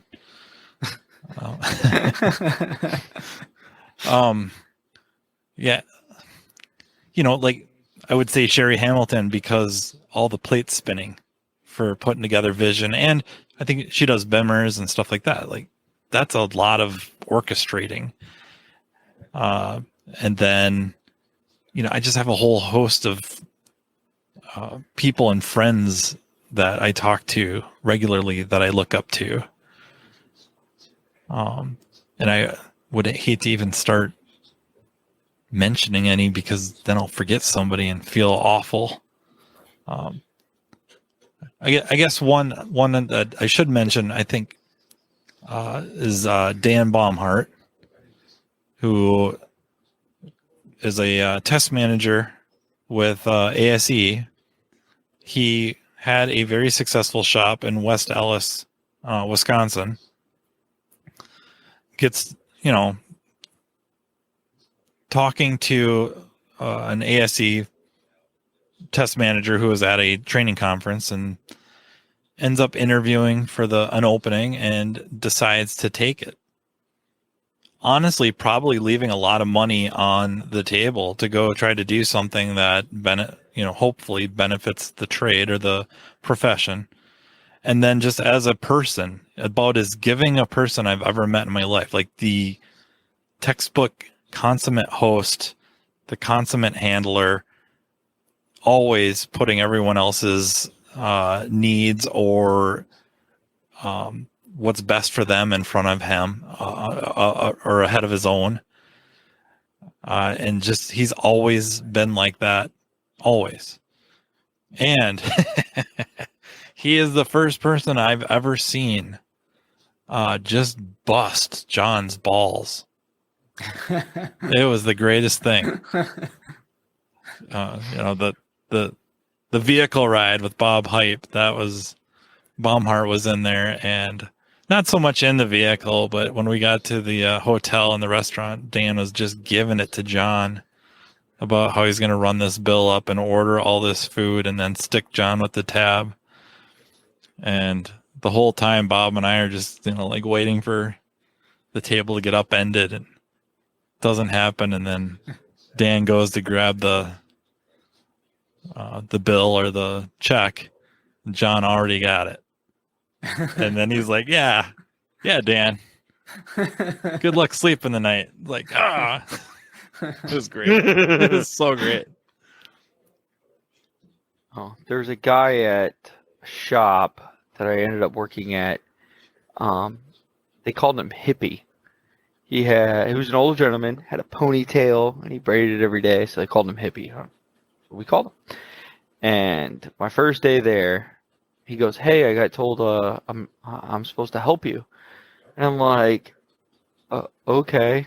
Like, I'd been flat rate for a while and wasn't used to like any kind. He's like, "Look, man, you're gonna get some really odd cars at the shop. If you need something, don't hesitate to ask. I know we're all flat rate, but don't break a car is the most important rule here." And I'm like, "Oh, okay." And he's like, "You are officially the least amount of time employee here." And I'm like, "Well, yeah, today's my first day." He's like, No. we've all been working on cars since before you were born, so you're the least amount of trained here. And I'm like, okay. And so he's like, all right, here's your first car. And I'm like, oh, okay. I didn't even look at it, right? I just grabbed it and walked away. And I'm like, I guess this is more of a team situation here. And so I look at the car. It says Maserati on the ticket. And then I'm like, what the flip? And I look down and it says, replace clutch. Like, what? So I walk back to him and I'm like, man, I don't know about this. He's like, just pull it in your bay. I'll help you out. I'm like, pull in my bay? I don't even know what a Maserati is other than, like, you know, on TV. He's like, just pull in your bay. It's not that hard of a deal. Okay. So we pull it in, and I'm like, how does it have a clutch? It's not a stick shift. It had, like, paddle shifters, right? You just drove it in. He's like, oh, it's got a blah, blah, blah transmission, and it's got an F1 pump in the back, and it activates clutch hydraulically, and it pushes it in, and the clutch is at the front of the engine, and the transmission's in the back, and so you got to drop it like this. I'm like, oh, okay, obviously you've done this before. And he's like, oh, yeah, a couple times. Okay. So he walks me through it. We get it all done. And he's like, oh, if you go up in the office, tell him you need the auto logic, and it'll let you bleed the clutch out. And I'm like, oh, okay. So they hand me this blue box, right? And I'm like, I have never touched an auto logic, let alone any European cars at this point in my life. And I'm like, oh my God. So I'm fumbling through this thing trying to figure it out. And I finally look at it and I'm like, dude, this has been like the worst first day of my entire existence. How do you use this goofy DOS-based system? And so he's like, let me see it. Let me show you. So he whips through it faster than I can even read the buttons. And he's like, oh, it won't bleed the clutch. Oh, it's okay. I'll show you how to jump the pump manually from the wiring diagram. We'll just run the pump and put some fluid in and manually bleed it. I'm over here like, listen, MacGyver. Just want to push this cancel button. But he was that way, man. Like, you have to get the job done. Don't care about the car. Just get it done. It's just nuts and bolts. And we didn't get the clutch blood. And he went and told the boss. He's like, look, man, we tried to manually jump the pump and run it and crack a line and get the bleed. We can't get it. The boss is like, okay, no problem. Well, we call Ferrari and we'll tow it over there. Matt, you got to go with him on the tow truck so you can drive it back, make sure it works since you fixed it. Okay. And I drove to Ferrari, gave me the business credit card. They bled the clutch on the truck after they updated the car. And I drove it back. And then he goes, you ready for your next car? I'm like, yeah. He goes, here, it's an AMG SLK Mercedes. Good luck. What are we doing to that? And he's like, I don't know. It's on the ticket. Here you go. And I'm like, have I mentioned I don't like European cars? And he's like, oh, you're going to learn to like them here. And I'm like, why? And he's like, because I'm the European specialist here, baby, and you're my helper. And I'm like, oh, my God, what did I sign up for? But that was like the second to last European car I had because I ended up needing like timing chains or something. And he's like, you want to do it? No, I don't want to do it. The list of special tools required was more tools than I physically own. No, I don't want to do it. But I didn't work on any cars. I actually watched him do it and asked him 100,000 questions. He answered every question. He didn't care. I slowed him down. But he really kind of instilled in me the read the instructions, look at the car, reread the instructions, look at the car again, read the instructions, then take the car apart. And I think that's why today I'm good at diagnostics, because I'll read through every troubleshooting procedure, then go look at the car, read the wiring diagram, go back and look at the car, try to find where the connectors are, reread both those informations, then make a plan to troubleshoot the car. So I think without him and his guidance in that, I probably wouldn't be as good as I am today, because we worked on cars where we had no information. Like that Maserati, I had no idea how he knew how to take that car apart. I mean, we had all data, Identifix, Mitchell. I typed it in, and he's like, what are you doing? I'm like, I'm looking for how to do this. I don't want to screw this up. And he's like, man, it's just nuts and bolts. Just take the suspension out. A strut's a strut, a spring, a bolt's a bolt. Yep. Don't worry, if you take enough stuff out, the drain will come out eventually. And I was like, you're an insane person. But yeah, he could MacGyver anything. There's a BMW that came in, and it had this cord-driven top. Maybe it was a Mercedes. It was some European. Mercedes. And he's like, oh, the cable's stretched a little. It needs a little something to resist it. And I'm like, really? And I was standing there, I'll never forget, standing there clicking a ballpoint pen, right? Just click, click, click, click, click, click. He goes, hey, let me see that pen. It's like, why? He goes, man, I bet you if we take it and we wrap that spring around the thing, it'll pull the cable out like a 1/4 inch and it'll take up all the slack. He goes, it'll be perfect. I'm like, you're freaking kidding me. He took apart the pen, manually round the spring around because you couldn't shove it over the little metal end. It held it in there and it did. It pulled the spring out like 1/4 inch, 3/8 of an inch. Top worked. He's like, there we go. It's fixed. Ship it. I'm like, what? That's your fix? He's like, yeah, the cable's doesn't exist anymore because it was an older car. He's like, you can't get it. He's like, that'll work. Customer will be happy. They can use it this summer. He goes, if the cable breaks or stretches more, we'll figure it out when it comes back. I'm like, oh, okay. But it was just stuff like that just like boggled my mind that people could think that side out far of the box on how to fix something when something's not available. Yeah. I remember the guy that I worked with that was like that. It was pretty early in my career, but he would just look at something and know how to take it apart and like really complex stuff. I remember watching him take like an Audi motor apart to do some timing chain stuff. Didn't read the service info. I was like, have you ever had one of these apart before? He's like, nope, I'll figure it out. Took it apart, figured it out, got everything lined up. And I'm watching him. I'm like, how is this possible? Like I would have to read the book, and I didn't understand that you could work on that skill and figure that out, that it is just all nuts and bolts at the end of the day. And yeah, there's some complex stuff to it, but you do enough of it and it just makes sense at some point or another. But I do remember working with that guy and seeing that firsthand. I was so taken back by it that level existed. Yeah, I saw him do a Mercedes composer. It's got that goofy supercharger on the side. Supercharger was bad. It like acquired all the stuff. He's like, nah, we'll just take the supercharger apart in the car and take it out piece by piece because it'll be less hours than, And I'm like, whatever you say.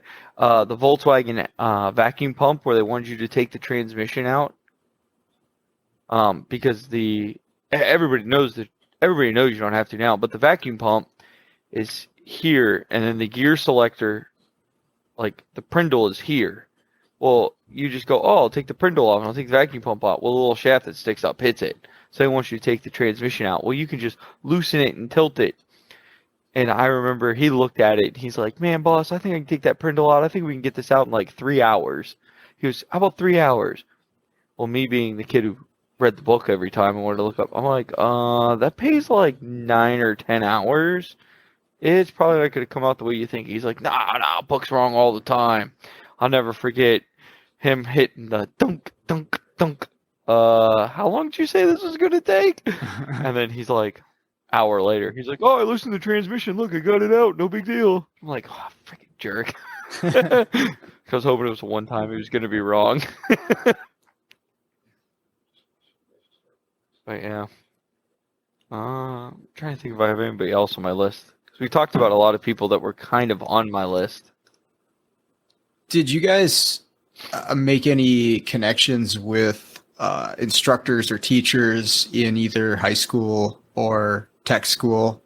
I know I did. That's why I ended up going back to teach where I'm at. I took the spot of one of my instructors when I went there because we had formed a pretty good connection, and they really changed my not only my career but my life, because I was just a C average student, and I showed up and I was going to do the same C work, and they don't want you to do this now in college, but they really cracked the whip on me, and they were like, what you're doing is not good enough. I remember they actually held one of my assignments up in front of the classroom and like, this is F work. And I'm like, oh boy, I better step it up here a little bit. And it worked. I mean, I was like, all right, I gotta buckle down. I gotta do it.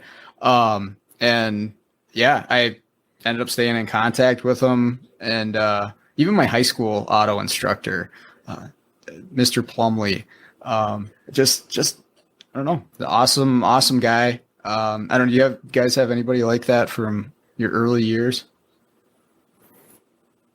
I mean, definitely College, yeah. Yeah, definitely that third year of college I went to. Still, I guess we'd be friends now. Still talk to him regularly. He was an instructor that definitely when I was in his class, we didn't hit it off. That was a very different situation where there weren't, I don't want to say that there weren't as many rules, which there weren't, but it was a different situation where now things are all integrated with the state. The state's pretty involved with you, right? Yeah. And this is before that. And this is before the rules about credits being transferable and all that. So these two college instructors started a third-year automotive program that was strictly aimed at electrical and drivability, specifically on domestics, GM, Ford, Chrysler. And, you know, the shop had, you know, at the time, a whole bunch of different big box analyzers. So, you know, the Sun MEA, the Sun MCA, Bear 100, Bear, boy, oh boy, Pace, Base, MCS, the Allen SCA machine, stuff like that. There's circled the whole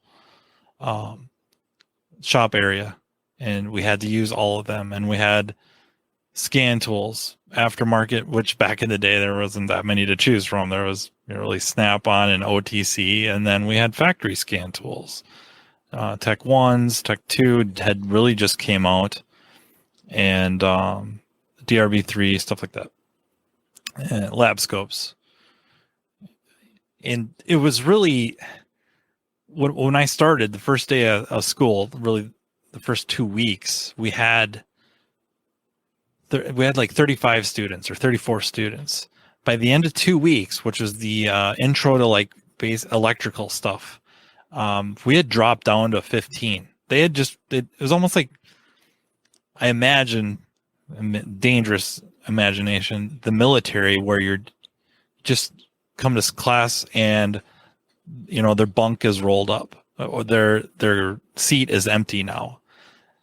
They would be told, you're not keeping up, try re-enrolling next year. I don't know if they ever took somebody that re-enrolled. And then out of that 15, we graduated 5.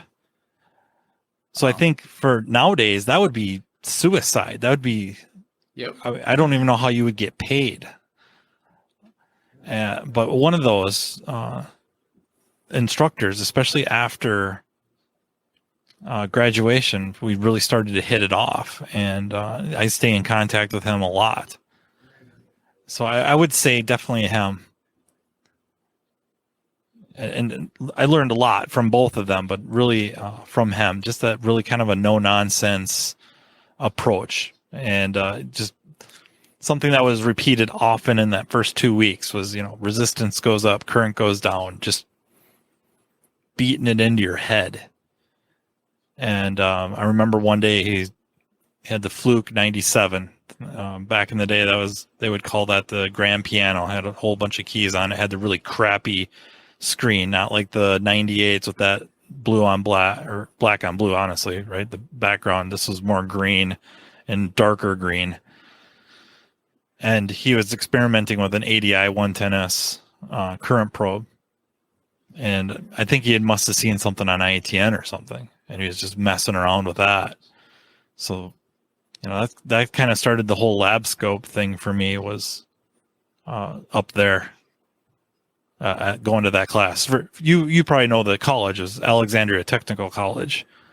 Yeah, I've heard of that. But yeah, they used to have a third-year program. And to get in, you took an exam to get in. You took your 2-year college instructor had to call them and talk to them about you. And then you had to go up there. Okay, up is a relative statement, I guess. But you had to go to the college, and you would get a tour, but then you got stuck in a room with them with something like a bad detective show where they're sitting there on 2 chairs and you have a chair and they got the lights on you and they're just asking you these questions. And really, they're just seeing how much you could take, because they There was no kid gloves there.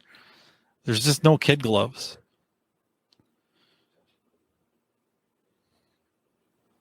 Yeah, you can't do that anymore. You'll lose your teaching gig pretty quick, I would imagine. Yeah. Some of you, if you remember what a PCED is, a Ford PCED. Yeah, the one instructor winged one of them across the shop at a kid for asking him what a code was. Like, oh, I got this code 32. What should I do? PCED went flying across the shop. This is why I can't be a professor. I would be the guy Sean would read about in the news.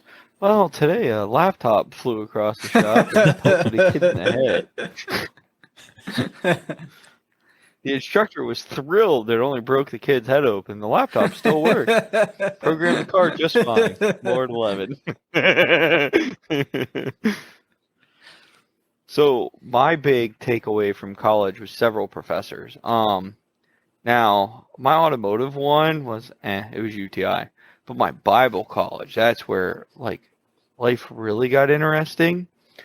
Because I learned you could disagree, but if you could argue your point, you were still right. So when it came to some of the theology classes or this and that, I'd be like, well, I don't agree with that. And there's some of them that you can argue and never really get anywhere. And the one professor's like, well, okay, so you don't like what I said. Why?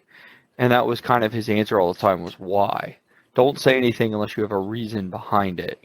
And so now I think it's kind of translated into cars, like don't do a test unless you have a reason behind it. So there's times where I'll stand there and stare at something and I'll be like, yeah, I'm not pulling out the scope to check timing on that. And my reason is it says it's in sync on the scan data. Like, why pull out the scope to check timing on a car that won't start, that has no injector pulse? If the scan tool tells me it's in sync, like I'm going to go down a different rabbit hole. But it was interesting. It was a nighttime program, so you went one night a week for 4 hours, and it was from 6 to 10 o'clock. And I would stay after class and ask questions and, you know, be like, oh, you said this in class. I don't necessarily agree with that. Why'd you say that? Or why'd you say this? And da-da-da. I don't think there was one night, hardly ever, before I started dating my now wife that I left before midnight. I mean, there was a couple times where the professors' wives would call and be like, oh, Matt must be in your class because you're still there till midnight.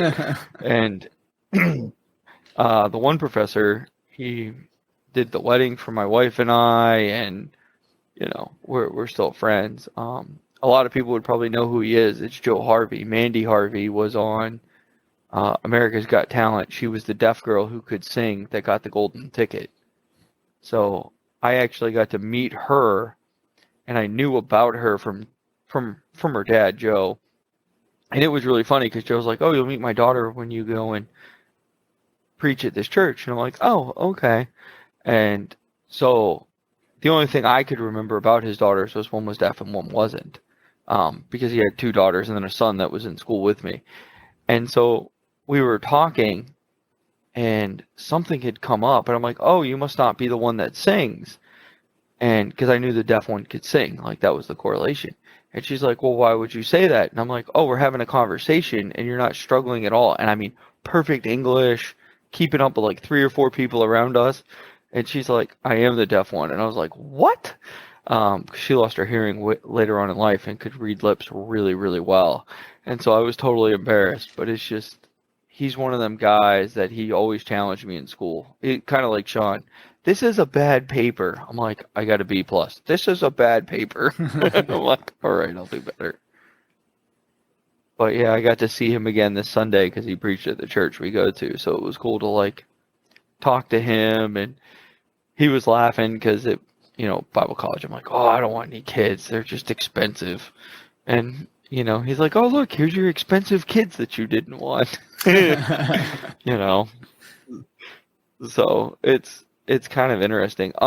Another person that I look up to, he actually mentors me quite a bit. So I feel if I don't say his name, he might call me and shoot me if he listens, is Robert Silverstein. Yeah, he would probably we're in a shoot little you. chat together. He probably would. He's busy He's taking pushed his me to FAA write. test again. Yeah, to get his $271 an hour to fly again. I don't know, but he can only fly till he's 65. I mean, he's got to be knocking on that door. So, They need him that bad. They by don't the time care. he passes. Well, this is true. They might change the regulations. But I want to say him and John Bridgewater, at the beginning of the year, started helping me with some business stuff because I'm really good at fixing cars and I really suck at business. I feel like most people are really good at one or the other, not both. So you should have been a shop There are owner? exceptions to that. No, I think so. I'd give away everything. Dutch yells at me all the time for giving stuff away. But Dutch has also pushed me to do some other things, like write more classes. I've gone up there and taught for him a couple times. It's so he's kind of interesting because he pushes my boundaries, and it's not always in ways I like, but it's been fun. And then George Bridgewater is yelling at me for the same thing Dutch is. So the three of us in a chat together is just thrilling some days when I'm like, oh yeah, this was fun. Let's have a chat tomorrow, guys. Thanks.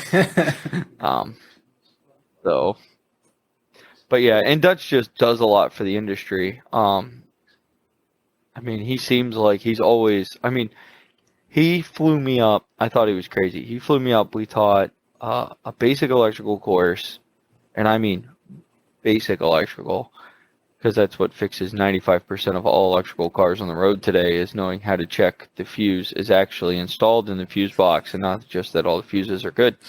At least in my case. If you're mobile, Matt, it's kind of a common thing. And then I've heard. we've taught J2534 programming after that. And I want to say 20, 30 people in the class. He didn't charge anybody to take the class, covered all the food, the hotel room for the class. I mean, I don't know what that cost him, but it was a bunch of other shop owners, some of the shop owners with their techs. I was like, man, you must have spent like $10,000 or $12,000 this weekend between renting a hotel room. He paid me despite me telling him no, because I'm like, well, you lost enough money and I enjoyed doing it. Covered, all my expenses. Closed his shop down on Friday so his guys could go to the class. And I was like, this cost him a boatload of money, and he didn't care. He's like, no, this is how you improve the industry. This is what needs to happen more and more. And it's funny because I'm noticing that catching on, because there's a shop down by me that's having Brandon Seckler come down on a Saturday. And he's like, hey, man, just sign up for a ticket. The class is free for anybody. And I'm like, wow, that's really cool. So I feel like Dutch is like actually making an impact to people. And, maybe we'll actually get some decent training during the work week next. That'd be my next complaint to fix. I want to take classes during the work week, not on my free time on the weekends, because I have little kids and I enjoy my little kids. Yeah, he's a big personality, and I like that he's not afraid to speak his mind exactly whatever it is. But yeah, super, super awesome guy. I haven't known him that long. I mean, the first time he was on the show, I don't know, 3-4 months ago was the first time I met him, but fantastic guy.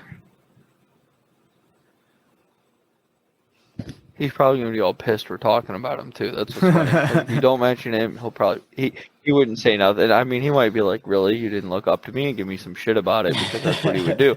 But now that we mentioned him, now he's going to be all pissed we mentioned him, because he doesn't like... That's what gets me about him. He doesn't want any credit for anything. Like, he is the anti-credit guy. He's just like, oh, nope, I don't want any credit for it. Don't even mention my name. And he almost somewhat gets offended if you do give him credit when he does something and you mention his name. So he won an award at Vision, and they basically had to like lie and bribe him to get him to Vision to come get the award. So that was fun. You got anything over there, Fanslow? I see dust burning. I mean, I just feel like I could keep going and going. honestly. It just, It's only 11:30. yeah, it You just can doesn't keep going. end. You know, you guys are talking about some of the mobile guys. You rattled off some names. You know, I'd throw John Rogers in there and Earl Davis. Another guy, I mean, Yeah, Rogers is a next level brilliant. And I could listen to him talk all day. Morgan, Justin Morgan. I mean, well, how much information that like a guy's got walking trapped. encyclopedia. Yeah, yeah.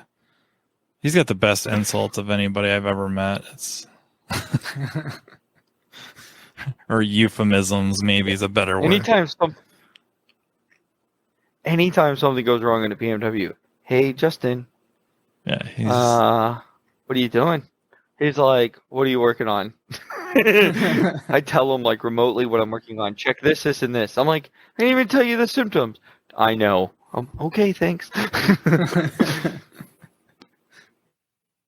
you know, Ryan Koyman fixing cars in a shop, Grand Rapids, Michigan, and now he's, I would say, a fairly, heavy hitter with Standard Motor Products.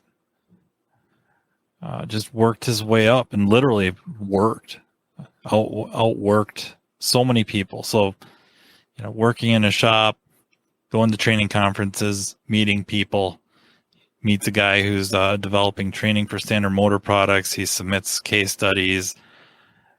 Hey, I think we might work well together. And then Ryan gets in there and just, kills it, works his tail off.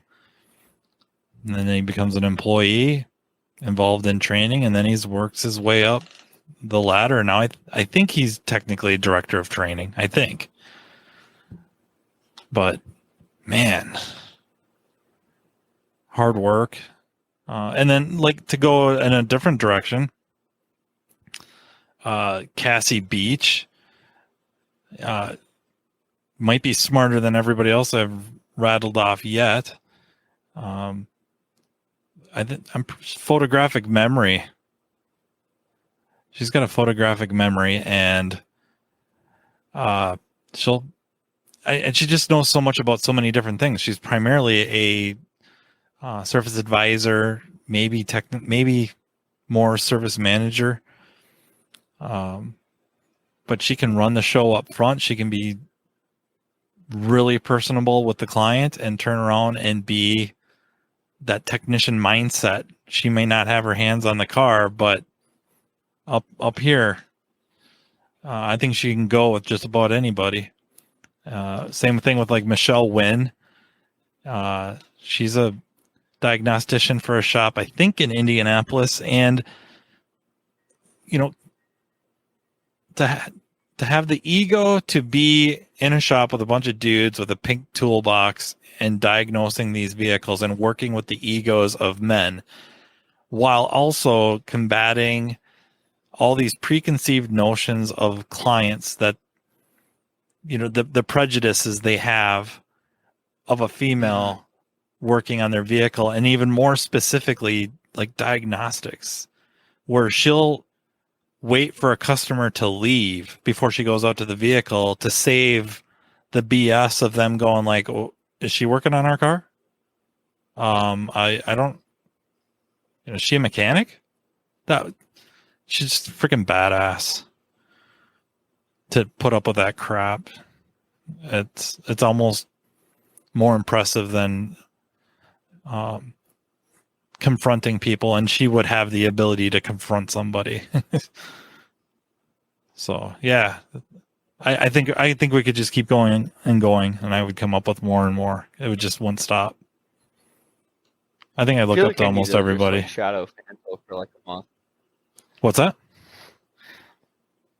I'm gonna shadow you for like a month and meet some of these people yeah. you rattled off. And I'm like, I have no.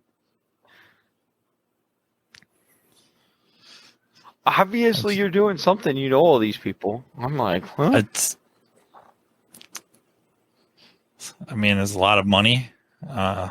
that you pay out.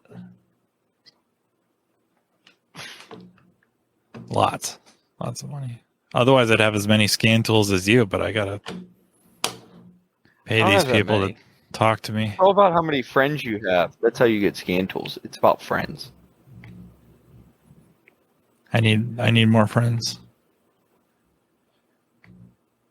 And you got to ask. You can't be scared Oh. to ask a question. Hey, that looks nice. Mind if I borrow that? Are you sure you need to mail that back to the store after this tool show? It looked mighty nice in my van.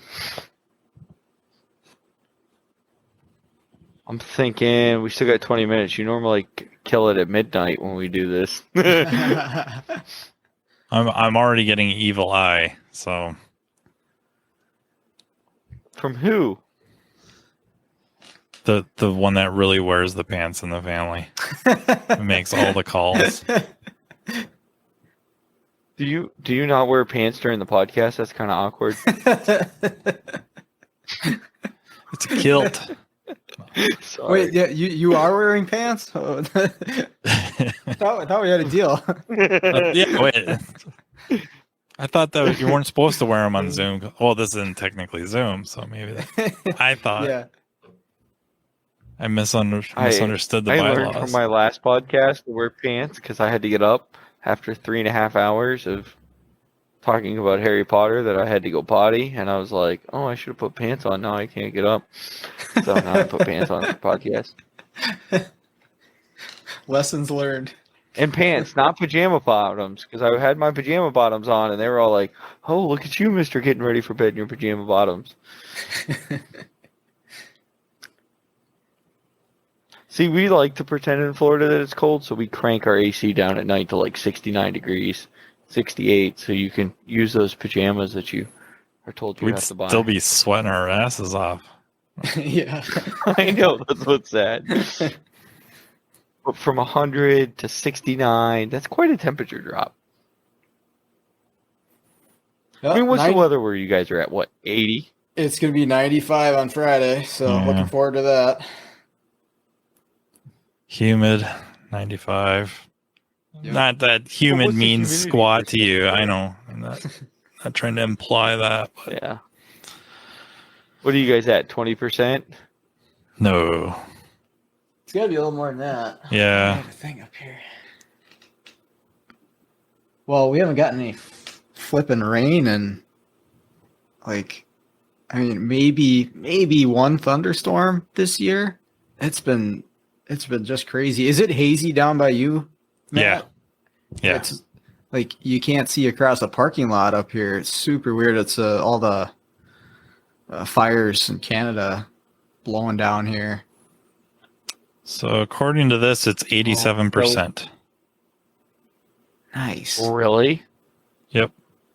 Wow, that's super high humidity.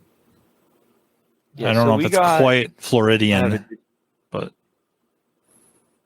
that's higher than what I was at today. I mean, I can walk over and look at my weather gauge if I really wanted. But like yesterday, it rained for 45 minutes. We had 2.25 inches of rain. I haven't mowed my lawn in about a month, I think, and I don't need to. It's just stopped Brown. growing. Yep. So, a very good friend of mine, he's a U.S. based missionary with a company that works for Jesus Film. So they modify equipment to send overseas. It's like Matt Fanlow's dream job. They take a projector that's 4K and realize, hey, look, it has all these extra inputs and circuits we don't need. Let's take this projector out of this case, cut the board up, still have the projector work with its same quality, put it in a smaller case so that it weighs less, so that we don't hit or exceed the 80-pound weight limit for international flights. So that's kind of what he does all day. And he's going up to see his mom. His dad passed away earlier this year, so he's going up to visit his mom with his grandkids. And he's like, hey, man, can you come over and cut my yard while I'm gone? I'm like, yeah, sure, no problem. I got a real nice Kubota zero-turn, 48-inch cut, no problem. Well, I forgot that this man pays to have his yard, professionally fertilized, and he waters it all the time. So year round, it's like lush green. I mean, you could just lay in his yard, just enjoy it. Well, I didn't make it over last week to cut the yard and realized he didn't cut it before he left. Now you need a hay bind. My zero turn has the mulching kit on it, so all the blades are encompassed Yeah. in 10 gauge steel. I was trying to cut this 10-inch tall yard, maybe 12-inch tall, St. Augustine grass, where, my Kubota tire is like 2 or 3 inches tall. You can't even see it. It's sinking down in. And I'm like, oh, this is going to be fun. There was times and I was listening to your podcast with Cody, and I'm driving along the mower, and I'm probably going as fast as I can walk. And the 26 horsepower motor is like, like it's struggling. There's so many grass clippings. And he's got like this circle driveway, and then he's got another driveway up here. You couldn't see either driveway because as soon as the mower got to that part, it was like dump. And I was like, that's what the engine's supposed to sound like. Took me an hour and a half to cut his yard, and it's a 1/4 acre. Yeah. Wow. With a zero turn. I was like, dude, you push mow this? And he's like, well, I push mow it twice a week, so it doesn't get that bad. I'm like, oh my God. So guess what I'm cutting again on Saturday? His yard, because that was ridiculous. Oh, and if you've never driven a zero turn on them little aluminum ramps into a bed of a pickup truck, you have not lived on the edge of life. That is the scariest thing I've ever Just done. back it in. I think you're supposed to drive them on backwards because that sucker did a huge wheelie Yeah, you and do then a it couldn't wheelie. get it down in the truck. Yeah. And between the wheel wells is 48 3/4 of an inch because the deck's 48 inches wide and it like barely fit. Oh God, I had no idea what I was doing. I needed Fanslow to come tell me that I should back it in. It was about the scariest thing I had ever done. Just get a run at it, man. Just get a run at it. You got a But I made it. rollover bar on that thing? No worries. 26 I do. horse, you get that thing. Yeah, so moving. you're good. What's the It worst goes that could 9.5 happen? mile an hour. Sucker moves. Well, it's funny because I cut my yard, which is a little over 1/3 an acre, but my parents on the other side of the neighborhood, I just ride the mower over there. But they have 1.25 acres. And so I was like, all right, I'm going to go buy a zero turn because my mom had to have foot surgery and she couldn't cut her yard. I'm like, I'm just buying a zero turn so I can cut her yard. But I grew up push mowing my parents' house. First time I got the zero turn, I went over there and cut the yard in 25 minutes. I was like, I hate my parents for making me push mow this for 8 hours every Saturday of my childhood. So yeah, I enjoy my mower now. It's like my newfound hobby. Just get on there, put on the podcast, and cut away. Yeah. I've had a few zero turns now, but the one I have now, I don't even get to mow the yard. So the kids. Why is your kid? The take kids this fight. over? Yeah. Free slave labor. That's what children are. Free Yeah, it was an slave expensive way to get the labor out of them. I saw a thing. In this little group I'm in, we just post funny things. And it's all memes and it's all got to be clean because, some of the kids are in there, teenagers. His guy posted the other day, my kid said, "Good morning, birthing person." And he goes, without missing a beat, my wife responded, "Hello, financial drain."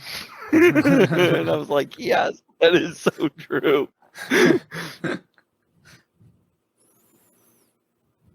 You guys got that. All right, so what are we going to do? What's that? What are we going to do next time what are we doing next time we meet?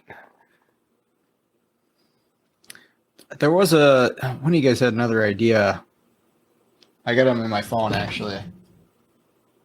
The top 5 tools we wish we wouldn't have bought. Yeah, that was one. There's some specialty tools sitting in your toolbox, Fanslow. You're like, oh, I'm going to buy it. I'm going to do this job, and then we're going to get other jobs. Yeah, it was always the Snap-on guy or the Mac guy that'd sell me, like, hey, we got this on special. You'll use this all the time. Oh, yeah, that's really cool. And I have tools that I never used. They're just in my toolbox. Yeah, Brand new. I was thinking more along the lines of does that mean like JLR IDS, and then now all of a sudden I have to work on Jaguar Land Rovers? That's why I won't buy an Accentry. I don't want to work on them. I know if I buy it, I'll have to work on them. Yeah, that's a lot of cash to there was not that work one. on them. Yeah, right. I mean, listen, if I bought it and I never saw another one again, that'd be the best. Maybe it's $1,000 worth I ever it. spent. Like a repellent. I would spend 30 grand and not even complain about it, because every time I get one of them, I'm like, because they're always like the second owner. They got wrecked, but the owner thinks it was pristine, and you're like, look, dude, it's a 2006 Mercedes. It wasn't pristine. It wasn't pristine in 2010. Buyer's remorse on What else? tools. I might struggle with that one. I don't know. Maybe my ego is too wrapped up in it. Yeah, I have lots of tools that we'll come up with something, I'm sure. Do this again. I think the live stream went pretty well. It's still going, but I guess. You know what I'd like to see is a way for people to, like, if they wanted to make a comment or a question, they could just type in this. That would be cool. But they have to be multiple guests. What do you mean? All their questions have to be submitted as multiple guests. Oh, multiple, yes. So a certain percentage chance of getting it answered correctly. Because I've been trying to follow the Facebook thing on here. Sean Hill said that's the reason he came to my key class, by the way, there. Was because he heard most of my programming class while he was trying to learn transponder theory. I forgot about that. Oh, Sean Hill had a good comment here. He says, all the talk about tech shortage, more worried about quality trainer shortage when guys like Thornton and Mana retire. Yeah. Where's the new blood? The other one. Yeah, the other one I'd throw in there, because I enjoyed his class at Vision, was Scott Chotton. I know he's been on here a couple times. mm-hmm. But he had a really good class I took on Vision about misfire and fuel flow and how to read the O2 sensors. I don't remember any of it now, but at the time I was like, that was a fantastic class. I went home and used it a couple times. Now it's been like 4 years and I don't do that many misfires. I don't remember the class. Yeah. And this comes off as a plug. It's really not, but that was kind of the driving force behind Tech Talks, was to hopefully get somebody that find some of those people. Yeah. Right. You don't have to come up with 3-hour, 4-hour presentation to present at Vision or whatnot.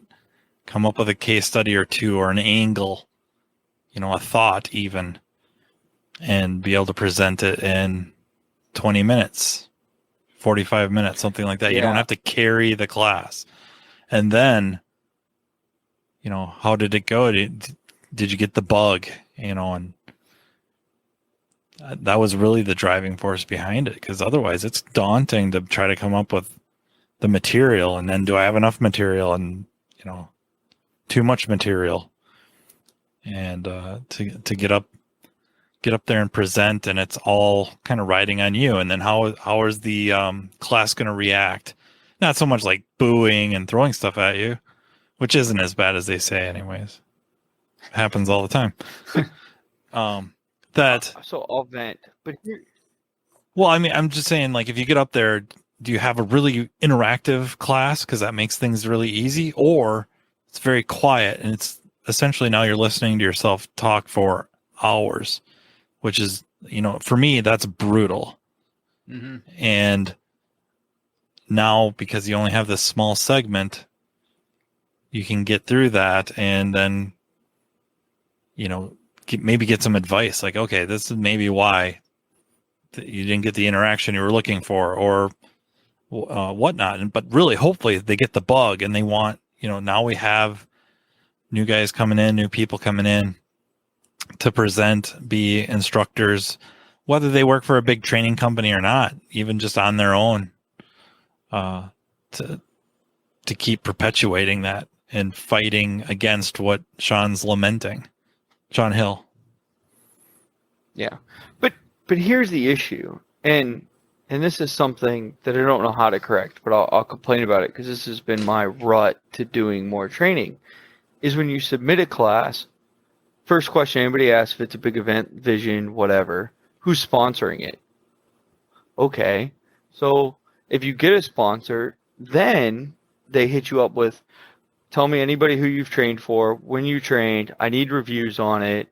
And it's like, you make it so many hoops to jump through before you even look at my class that I honestly will never submit a class on Most Division again.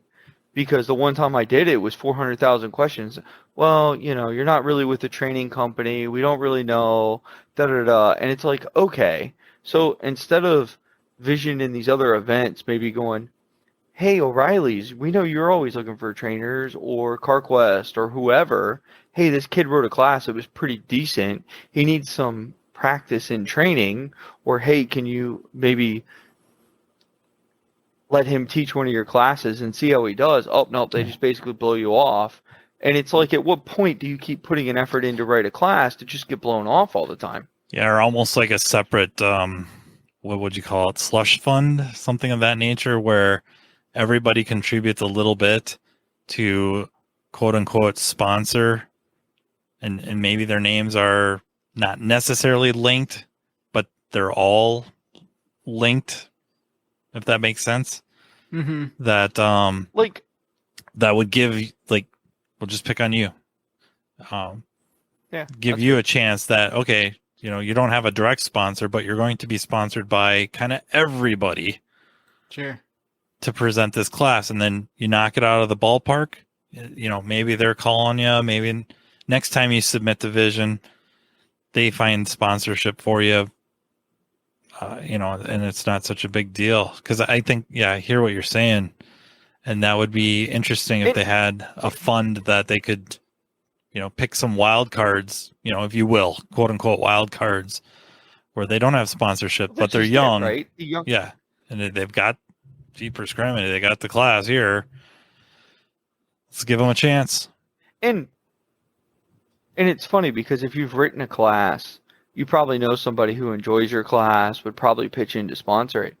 And the couple times I've even made it through to questions, they're like, oh, how much do you want to be paid? I'm like, listen, if you'll let me come teach you, you don't even have to worry about paying me. It's like, I just want to show up so that later on I can put this on my resume.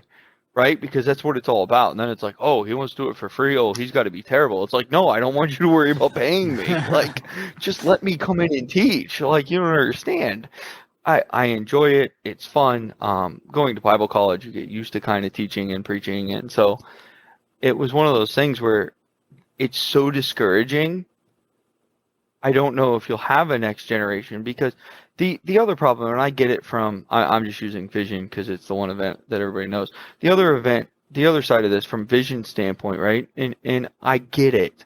There's only 100 rooms they can use, right? So if they give 10 rooms to 10 people like me who are nobodies, well, then what? What if nobody signs up for that class? Well, then, okay, to me, that just is what it is. But it seems like if you're not with CarQuest or CTI or Advanced or whatever, World Pack, there's no point to submit a class, because that's who they're going to pick. And the problem is let's face it, right? All the topics have been covered at some point by somebody. Ziegler, Thornton, Manna has probably covered every topic with Scott Shotton on the face of the planet. So at some point, you're going to repeat some material. So are you going to take some no-name kid, or are you going to take somebody from CTI who CTI critiqued the class and they know it's 100% factual? I think the training in our industry has got problems in itself that nobody really wants to admit, but yet but Sean Hill brought up a good point. What happens when those guys retire? Who's going to take over? Well, at this point, you're just leaving it up to the big name companies, because you're never giving the small guy a chance. Well, I think there is some opportunity in some other avenues for people. Maybe they don't end up teaching at Vision, but with all the online routes you can go, whether it be a website or, YouTube's probably not the best, but it's a route. If you want to develop something and get your stuff out there, that's an avenue. Oh God, don't do anything on No, I know what I totally understand that, but what I'm saying is like there's Oh God, there's you so put many YouTube different on there routes training. It's like a sack. that you could. Yeah, but that's just it, right? But you're in it, right? Because you're a professor, so you kind of understand this. Somebody like me who has 4 or 5 classes that he's wrote sitting there, and you submit one, and you either hear no feedback or, hey, once you teach a little more, we'd like to have you. It's like, okay, can you give me something? Because telling me that is useless. And when you write back, thanks, hey, can you help me, like, maybe figure this out? They just don't respond. And it's like, at what point do you not write classes anymore and just not care? Well, you hit that kind of quick. And I guarantee you I'm not the only one who's ever had this happen to. I mean, if it wasn't for Dutch and Sean Miller, I would stop writing classes. Because they're the ones who call me all the time. Hey, would you write a class on this? Hey, this would be fun to do. So I'll waste 200 hours of my life to write a class for them and not care. 2 pretty good names to have in your court/resume. Yeah, but there. they don't. Well, yeah, but at what point, again, it still comes down to oh, well, that wasn't really a corporate event. Like, it's the stuff I've heard just kind of makes me giggle. So there you go. Next time you're thinking, it would be great. You teachers over there can figure out how to put a lesson together for people who aren't teachers. Teach people how to teach. It's not teaching people how to teach. It's teaching people how to network to teach. Okay. If that makes sense. I mean, I really thought, Fanslow never comes. I don't know if you've come. But, like, I've done 4 or 5 free classes on the J2534 page. Carlos came to a couple, and he's like, holy crap, this is a great class. I can't believe you just give away all this knowledge. I'm like, what do I care? It's not like I can teach it anywhere else. Might as well just give it away here for free. And I feel that that's at least a private class, because the problem with YouTube is that trainers get all annoyed that you're giving their stuff away, so you're so discredited that you're never going to get anywhere with them. So I feel like the private Facebook group at least lets you practice and get some stuff out of the way, but yet but you could make your own website. Classroom environment. You could make your own website, charge a subscription for that exact class you're talking about, and people would pay for it. I mean, that's even if it never got you into vision. I don't want to spend 1,000 hours. Well, right, but even if you never made it as an instructor in vision and you're not sponsored, you can still help out a lot of people that way, or affect a lot of people. That's what I meant by there's just so many different avenues that you can take now. You don't have to be the guy at Vision. There's other. No, and I'm not saying like everybody should shoot to be at Vision, but in Sean Hill's case, it's like, how would you ever accomplish to become a Thornton? But I don't know. It would be, because there's some kid out there besides me who enjoys writing classes, guaranteed. Oh yeah, Fanslow loves it. Look at him; he's thinking about his next class right now. I mean, it involves keeping your back straight, using your legs, and for this, the mop and the broom, wax on, wax off, or windshields after you do the oil changes inside. Yeah, I mean, it's just one of my vents about the industry. Sorry, I went off on a tangent because that annoys me. Well, what do you say we call this one, huh, boys? What do you want to call it? Okay, I'm going to bed now. The Matt and Matt show, apparently. All right, that's going to do it for today's episode. Another big thank you to Matt. And Matt, as always, for joining me on the show. Always appreciate that and like having them around. Also like to thank everybody that's listening and everyone that's reached out to me in one way or another about the show. I appreciate the feedback, so keep that coming. But other than that, let's get out there, start fixing the world one car at a time.